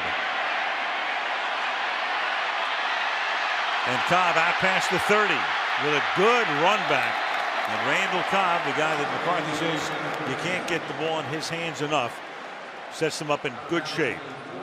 I think he's going to be saying that about Jordy Nelson next week. And, you know, it's taken a little time, a little transition, but the big plays are back now for Jordy Nelson. He was really exploded on the season a year ago. Oh, look at that little double move at the top end for that touchdown, and then the fade to the back corner. Without Jennings, he has to become the man, and in this one he has. 3 touchdowns for him tonight. 9 ticks remaining in the quarter from the 43-yard line. Give it to Green, and Green very effective tonight. That's a gain of 9, and that takes us to the end of the 3rd with Green Bay leading Houston 28-17. Sunday Night Football resumes after these messages.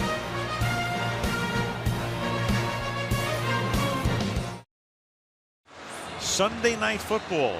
Texans come in undefeated, but that's in jeopardy right now, down by 11, and Green Bay has the ball, 2nd down and 1 at the Texan 48-yard line. Glad they X the H out. Got the spelling right. Been a few people wanting to X out the whole thing. 2nd and 1. Play clock all the way down. They just get it off. Rodgers taking a shot on 2nd and long. You got Brady James putting the heat on. The pass is incomplete. 3rd and 1. Now this is a back. You don't like seeing this too often.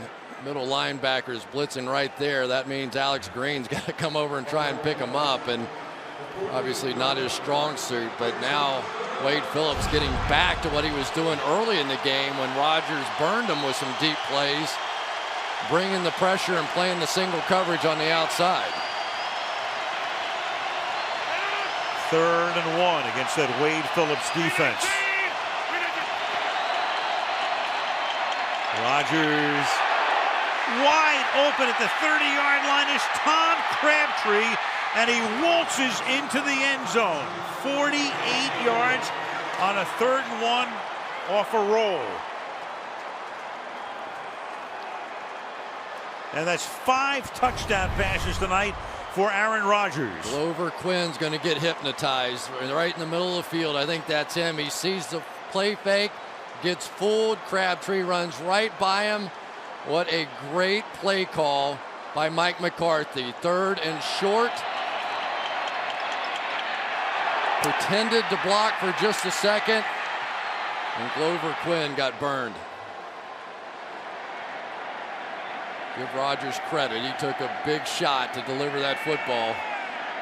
McCarthy said, yeah, that's pretty good. Brooks Reed knocks him down, ties a career high with 5 touchdown passes.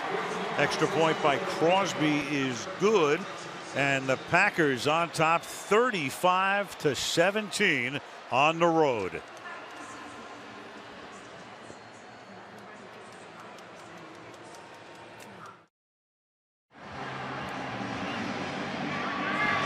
Bob McNair, the founder of this team, but right now his club in dire straits, down by 18. Take a look at that Packer D here. Yeah, so far the Texans 20 rushing attempts for 40 yards. Arian Foster 17 for just 29 yards. Stopping the stretch play with Charles Woodson at outside linebacker. I would have never believed it coming in here. B.J. Raji out, D.J. Smith, Nick Perry getting hurt in this game, and yet it has been Clay Matthews and company that has just shut down what was probably thought of as the best running game in the NFL, or certainly one of them, and that's been the difference.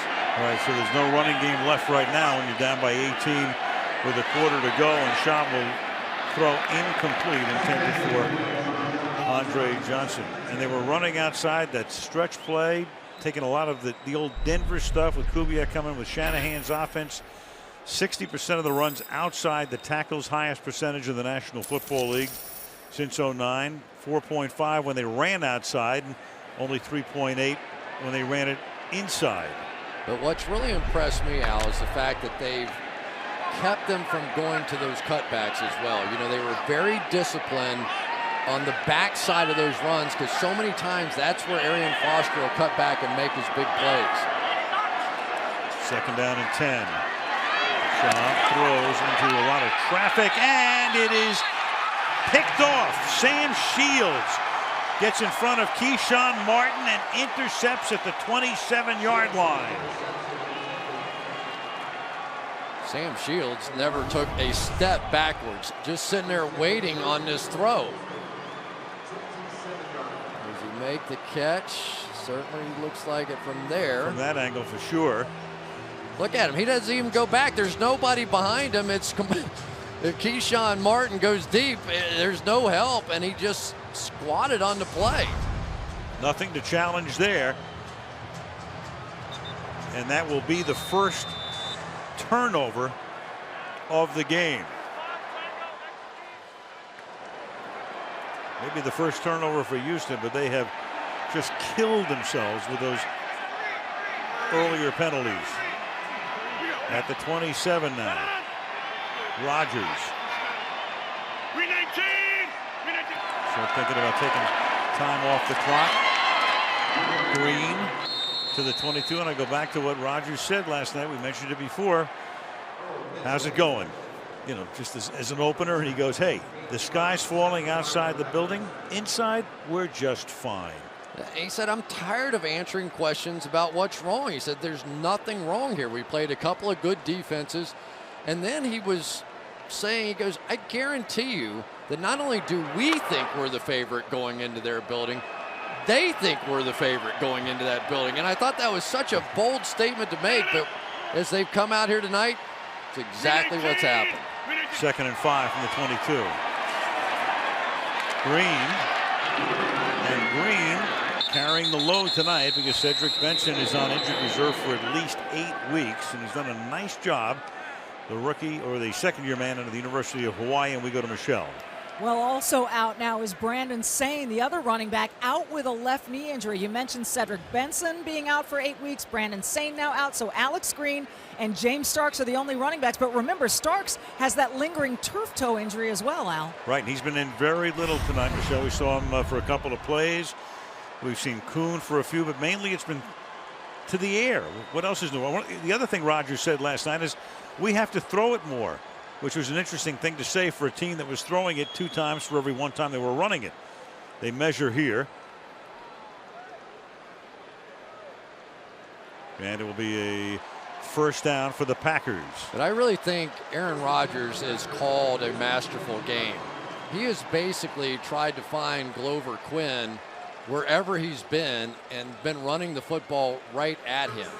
And it's been the effectiveness of the Packers running game that has really been the difference in this one. They have run it enough to take some pressure off of Aaron Rodgers, help the offensive line with their pass protection so that those pass rushers of the Texans just can't fly up the field. McCarthy, whose pedigree is offense, is calling in the play on first down from the 17-yard line. And while we're on that, as Green gets tackled at the line of scrimmage, Chris, we should talk about Joe Philbin, who was the offensive coordinator. And sometimes you don't think about an offensive coordinator when you have an offensive-minded head coach. But Philbin did a good enough job that he wound up as the head coach of the Miami Dolphins. And he's been, you talk to some of the Packer people, a fairly significant loss. Yeah, and I thought Aaron Rodgers made a good point. He's like, he's a great game day adjustment kind of guy. You know, it never comes out exactly the way you think it is. But he also said, I'll bet you he did a lot of good things on the 3rd floor where those coaches are that we don't know anything about.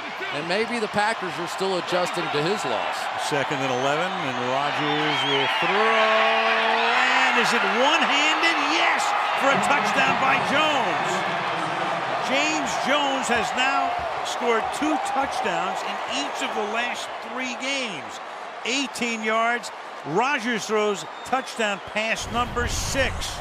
Again, just the off inside man-to-man coverage that if you're going to try to pressure the quarterback, you have to do. And James Jones, Jordy Nelson have just won the battle with tremendous catches just like that. That is outstanding. I mean, all you can do in that situation is try and flick it back to yourself, and he's hot. That was a good catch. 7 touchdowns on the year for James Jones. Think anybody's going to be talking about how bad Aaron Rodgers is now?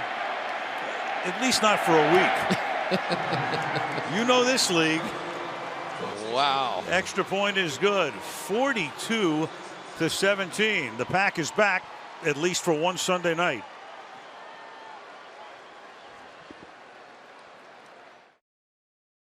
When your picture is alongside Don Hudson, you've really done something big. Hudson, one of the greats of all time, not only in Packer history, but NFL history. Most consecutive games with 2 or more TD catches, 3. And that's the category that Mr. Jones finds himself in with Mr. Hudson after tonight. As the kick goes through the end zone. 42-17. Donald Driver hasn't done much tonight, but he's still all smiles, dancing with the stars.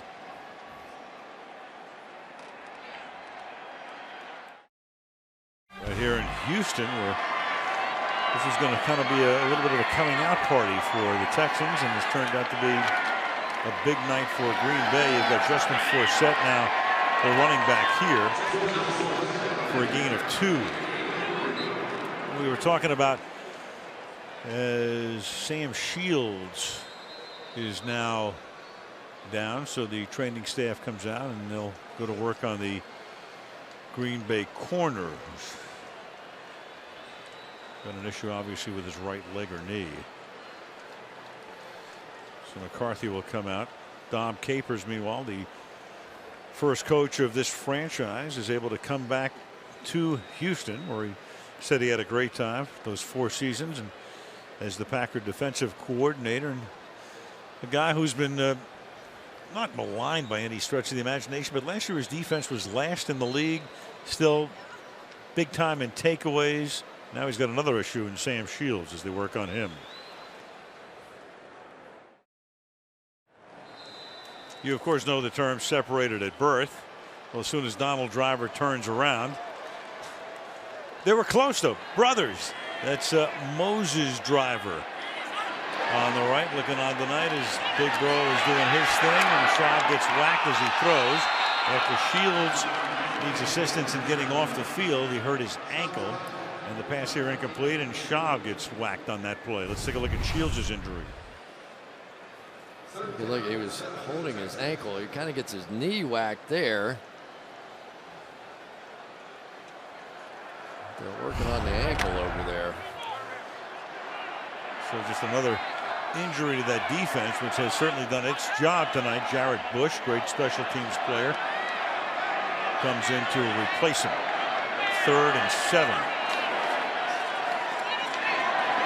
And that's caught by Johnson for a first down up to the 39-yard line as we tick down to 11.5, and that's over 10,000 yards receiving now for Andre Johnson in his 10th season. And Shields having the look of a guy and the exasperation of a guy who says this may be a little serious. There's Andre Johnson, 6th fastest to 10,000 yards on the list, headed by Torrey Holt. Schaub throws underneath, and Johnson again out to the 39, tackled by M.D. Jennings. You know, Arian Foster only needed 59 yards tonight to take over the rushing lead, and I thought that was a cinch. I wasn't even thinking about that one with all the injuries over there to the Packers, and boy, just the opposite tonight. They came out throwing the ball, and maybe they knew something we didn't. Holding Foster to less than 2 yards a carry tonight, despite the fact he's gone in for 2 touchdowns on very short runs. 2nd and 8. And that is taken by Justin Forsett, and he gets all the way into the Packer territory to the 41-yard line, where Mike Daniels runs him down, and we go to Michelle. Well, Sam Shields, you can see there on the cart, ready to go in. The Packers tell me he was kicked in the shin, and they, didn't want to rule him out, but at the same time didn't think the way the game was going that they'd need him. So nothing more official than he's been kicked in the shin and now on his way in for further evaluation. All right, thank you, Michelle. And of course, nothing rules you out more than getting a cart ride to the locker room. That's the only negative for the Packers tonight. Too many of those. From the 42 over the middle, and Matthews makes the tackle immediately after Garrett Graham hauls in the pass for a very short gain. So many times teams slide their protection towards Clay Matthews, so this time they drop him in coverage. And the receiver that time, Garrett Graham, wished they hadn't. Everything Clay Matthews does is sort of looks over the top, doesn't it? I mean, just wild out there. And Forsett again, who would be their number 3 back. Picks up some decent yardage here, and a first down. Charles Woodson coming up and making another tackle. I don't know if you can see with those shoulder pads. He said the last time he actually played outside linebacker in the game was when he was 9 years old. I think he brought his shoulder pads with him. Those are no more than the kind of shells they have and wear in practice a lot of times.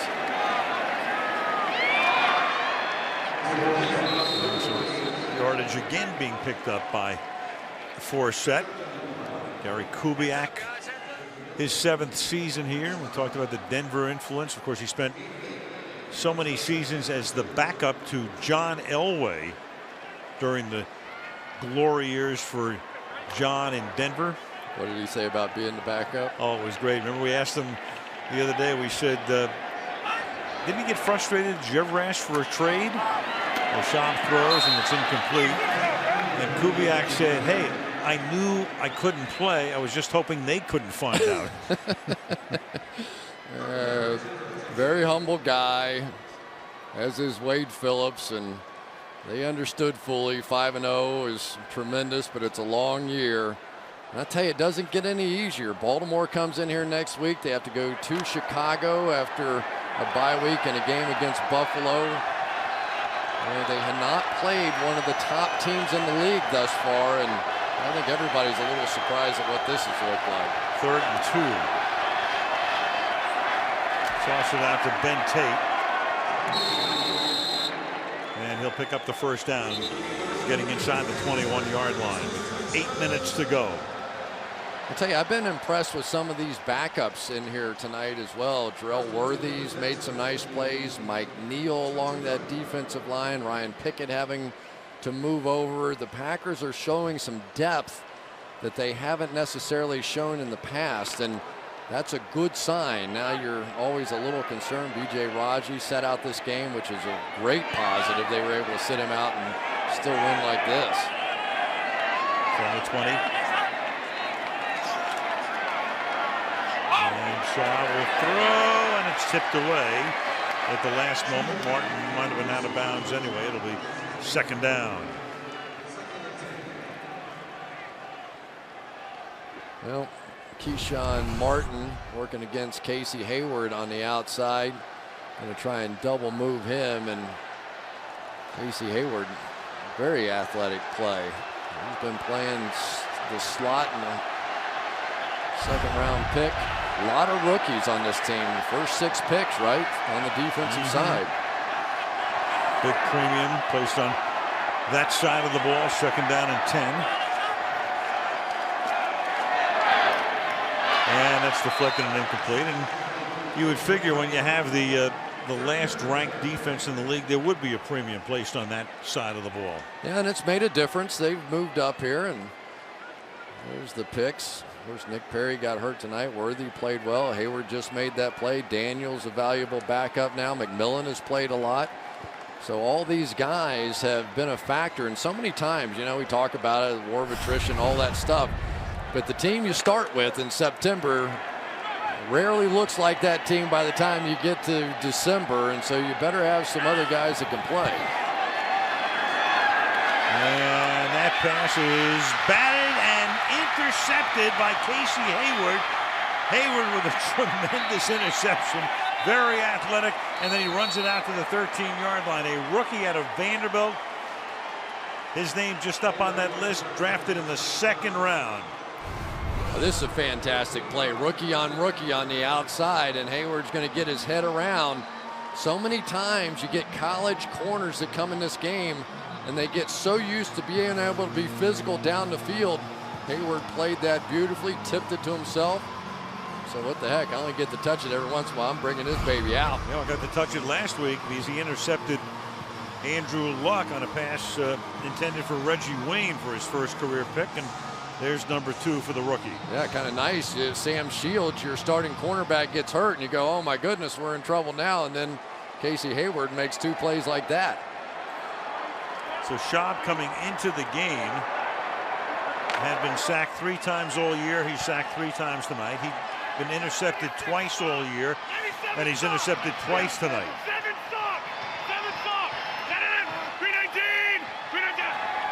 And the Packers can play a little clock ball here with Green tackled at the 12-yard line.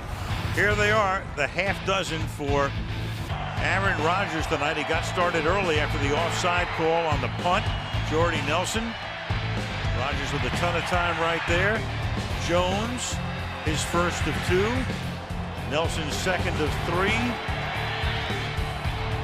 There was Nelson's third. There was Crabtree on a terrific 3rd down play. And Jones again. 6 touchdown passes for Aaron Rodgers. Boy, what is wrong with Aaron Rodgers, huh? Yep. All kinds of issues with the Packers. He might have a little, he might have a little I told you so session with the media afterwards. He was not too happy going into this game. Doesn't look like he's too happy there either. And Rodgers saying to the bench, I'm fine, don't worry about it. 3rd down and 10. Well, Chicago had a bye. The Vikings lost at Washington, so they go to 4-2. That helps Green Bay. Green Bay will go with the win tonight to 3-3, and Detroit coming from behind to knock off Philadelphia. Big win for the Lions to avoid going to the 1-4 precipice. Timeout, Green Bay. They're second. Green Bay this will be a 30-second timeout. Rodgers just needs an extra moment here. Yeah, I think he may be coming out of the game here too. I mean, you've got this one well in hand. They were working on that calf earlier in the game, and you know, you can't have this guy limping around. So I think Mike McCarthy wanted to ask him himself. Backup is Graham Harrell, who really could use a few snaps, because last time Graham Harrell was in, if I remember correctly, had that fumble that cost him a few weeks ago. Remember last year they had Matt Flynn, who was a great backup, and Flynn wound up signing with Seattle, and now he can't supplant Russell Wilson just yet, because Wilson was masterful today in that Seattle come from behind win against New England. The league crazy as always. Rodgers stays in, 3rd down and 9. Ready, go. And that'll be batted at the line of scrimmage. 4th down. Well, really, the Texans have nobody to blame but themselves tonight. You're not going to match up against the Green Bay Packers and make the kind of big mistakes, penalties, mental errors, silly mistakes, and compete with this team, even though you are 5-0 and you're playing at home. And you know, sometimes you win 5 games in a row, or in the case of Matt Schaub, 9 in a row. Ooh, and they blocked the punt, and it's Raymond who comes in to block it. Special teams maven tonight, and DeVere Posey winds up in the end zone, recovering it for a touchdown. And Rodgers looks up. What did I miss? So with 5.5, there is still a pulse. Raymond's going to come right through here. Crabtree blocks down, and Raymond goes around, and DeVere Posey, who had the first mistake tonight, ends up with a touchdown. Raymond came to play anyway. So Posey falls on it. Graham for the point after. It's still going to be a 3-possession lead. And the kick is good, and you would figure they would just onside kick it here and try to see what happens.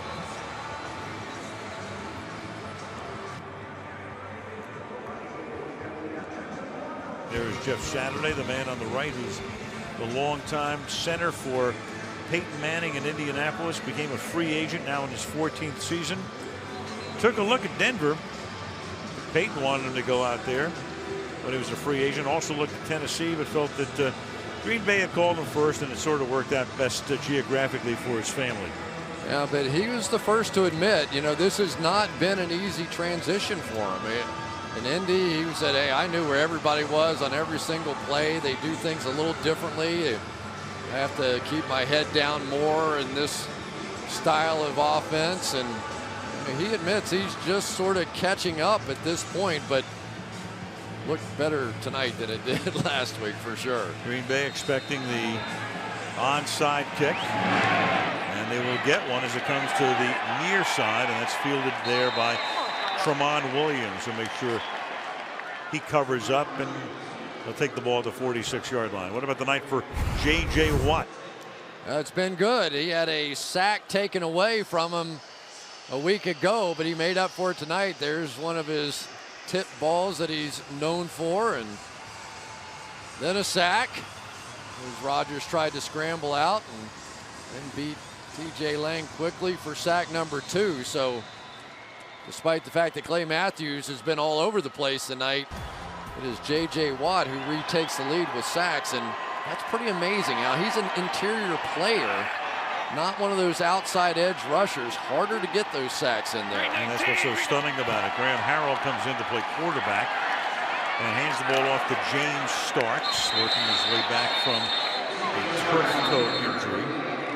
Starks a couple of years ago came on and gave Green Bay some oomph in postseason and earned a Super Bowl ring. And the Texans take a timeout here. Yeah, and for Packers fans, Graham Harrell being in here makes them worry even more about Aaron Rodgers. There have been a lot of questions. Could Graham Harrell get it done if anything ever happened to Aaron Rodgers? So hangnails concern Packer fans on that, guys. What a night tonight. And it's not very often that we talk to quarterbacks who, you know, in our meetings with them, they usually have sort of pat answers. But it was Aaron Rodgers spewing fire yesterday when we talked to him. He was not happy. Yeah, but then he sat down with Bob for the pregame interview and played nice. Yeah, I think it was my question that triggered him. 2nd and 8, and it was John Kuhn to the 50-yard line. There was a couple of articles in Wisconsin papers that got him stirred up. It didn't take much to light the fuse, did it? Nope. It was so funny. We were just talking. I said, "Oh, you know, boy, you guys just made it look so easy last year." And boom, that was it. It was like a 10-minute monologue after that. It's not easy. I've been trying to tell everybody. Aligning the stars, Aaron Rodgers, 6 touchdowns. Nelson has caught 3 of them. And Cobb, 102 yards in addition to running back, kickoffs, and punts. Of course, you can add Jones with 2 touchdown catches. Crabtree with a big touchdown to pretty much put the game away. And for Green Bay, it's on to St. Louis next week. Then this 3-game road swing. And Green to the 48-yard line, and the Texans will spend their final timeout. That Green Bay schedule, when you look ahead now, talking about St. Louis, then they go home. They've got Jacksonville, they've got Arizona, should be favored in both. Bye week at Detroit, interesting. At the Giants, that's the Thanksgiving Sunday, and that's our game on NBC. And then, as you can see, they've got 3 division games in a row with Minnesota, Detroit, and at Chicago. And the one good thing, despite their 2-3 record, is that in their division, they've already knocked off Chicago. So they've got to catch Chicago, but have a chance to win the season series against them. And a fair catch is called for and made at the 10-yard line by Keyshawn Martin. Now, what about the Texans, who came in 5-0? Next week, Baltimore with their 4-1 mark, they'll come in here. Then there's a bye week. Then the Buffalo Bills, who knocked off Arizona in overtime today, come in. Then it's at Chicago, and that's an NBC Sunday night game. Jacksonville in here, at Detroit, at Tennessee, at New England, Indianapolis, Minnesota, and there's one other game there. Should be at the on the end of that schedule on the 30th is Indianapolis again. So they're going to play the Colts twice in the last 3 weeks. And Ray Lewis with the Ravens coming in here. Apparently a torn tricep today, and that will be a major story moving forward for that team. Meanwhile, here's TJ Yates, the backup quarterback who took over last year after Schaub got hurt and after Matt Leinart got hurt and led them to a victory against Cincinnati in a wild card game before losing to Baltimore. So Yates, the 2nd-year quarterback from North Carolina, 5th-round pick last year, will finish this one up. You know, the guy that I thought had a big night tonight was Randall Cobb. Not only did he make plays in the slot, a lot of the times that they would have looked for a Jermichael Finley kind of guy, but that kickoff return right after the Texans drove the length of the field and scored the touchdown just seemed to shift the momentum back to the Packers. Big 2nd and 10 catch made on the outside by James Casey. First down.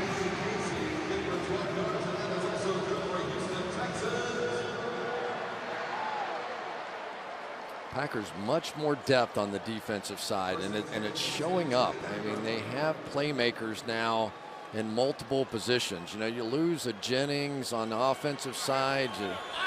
You lose a Jermichael Finley, who really was out early in this game, and other guys have to step up, and probably the receiver's best game of the year in this one.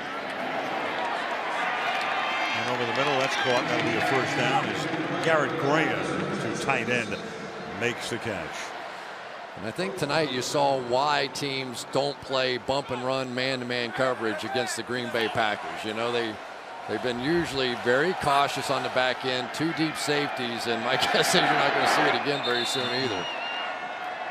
Incomplete, intended for Graham. 2nd and 10. Matthews and Watt will probably have a battle all the way to the finish in terms of who will be the sack leader in the league this season. 9.5 sacks, and all those passes deflected, double digits in sacks and pass deflections. Only 2 other guys in the NFL over the past 2 seasons have been able to accomplish that.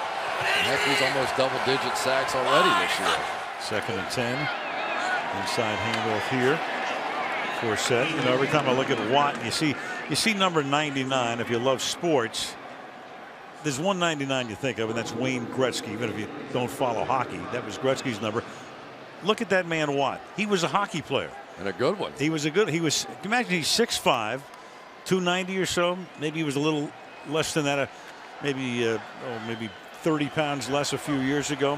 But he played club hockey and wound up playing in some international tournaments and was a center, not a defenseman. If he came screaming down the ice at me, I'd be saying, that's a goal. 3rd and 6. And that's picked off. And that's intercepted by Casey Hayward. So Hayward now 2 tonight, 3 in the last 2 games. The rookie out of Vanderbilt. Well, this has been a turnover night, as many as they've had all season tonight. And John McMillan is going to come in and get his hands right there. Casey Hayward said, thank you very much. Boy, I tell you, if these young guys, John McMillan's a rookie and Casey Hayward's a rookie, and they keep developing the way that they are, hopefully Nick Perry's okay. This could be a different football team this year.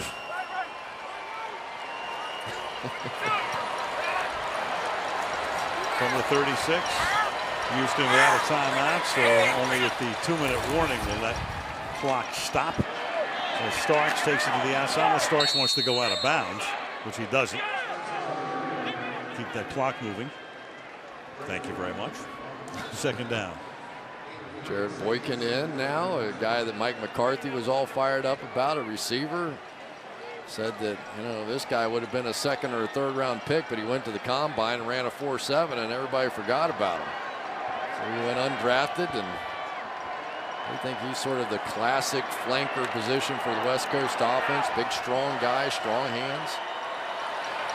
Most in school history in terms of receptions at Vautech.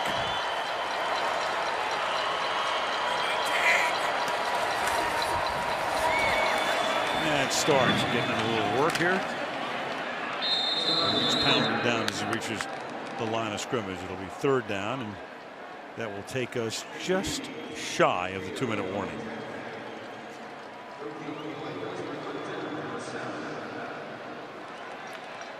Well, these players like wearing all the pink stuff too, don't they?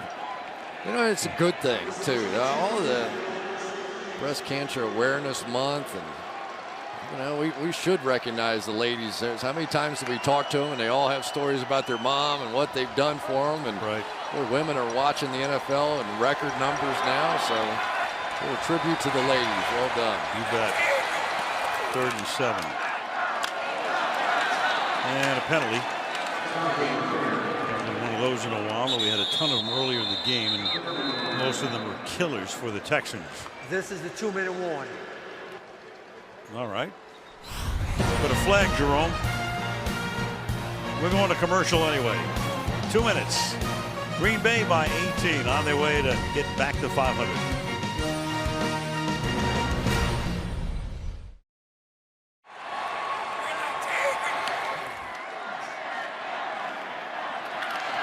On 4th down, James Starks is stopped and going to turn the ball over to the Houston Texans. So the Green Bay Packers, it'll be a much happier flight home for these guys. And last week, a little shell-shocked, even though it's a very short trip from Indy to Green Bay to squander that 18-point lead. And we talked about it at the very top. Chris mentioning okay. Whatever it takes. It was hair-raising tonight if you're a Texans fan. Well, yeah, it was hair-raising for Green Bay coming into the game. Yeah. I didn't know what they were going to get. But great teams have a way of answering the bell. The New York Giants today, everybody was going, oh, boy, their sack numbers are way down.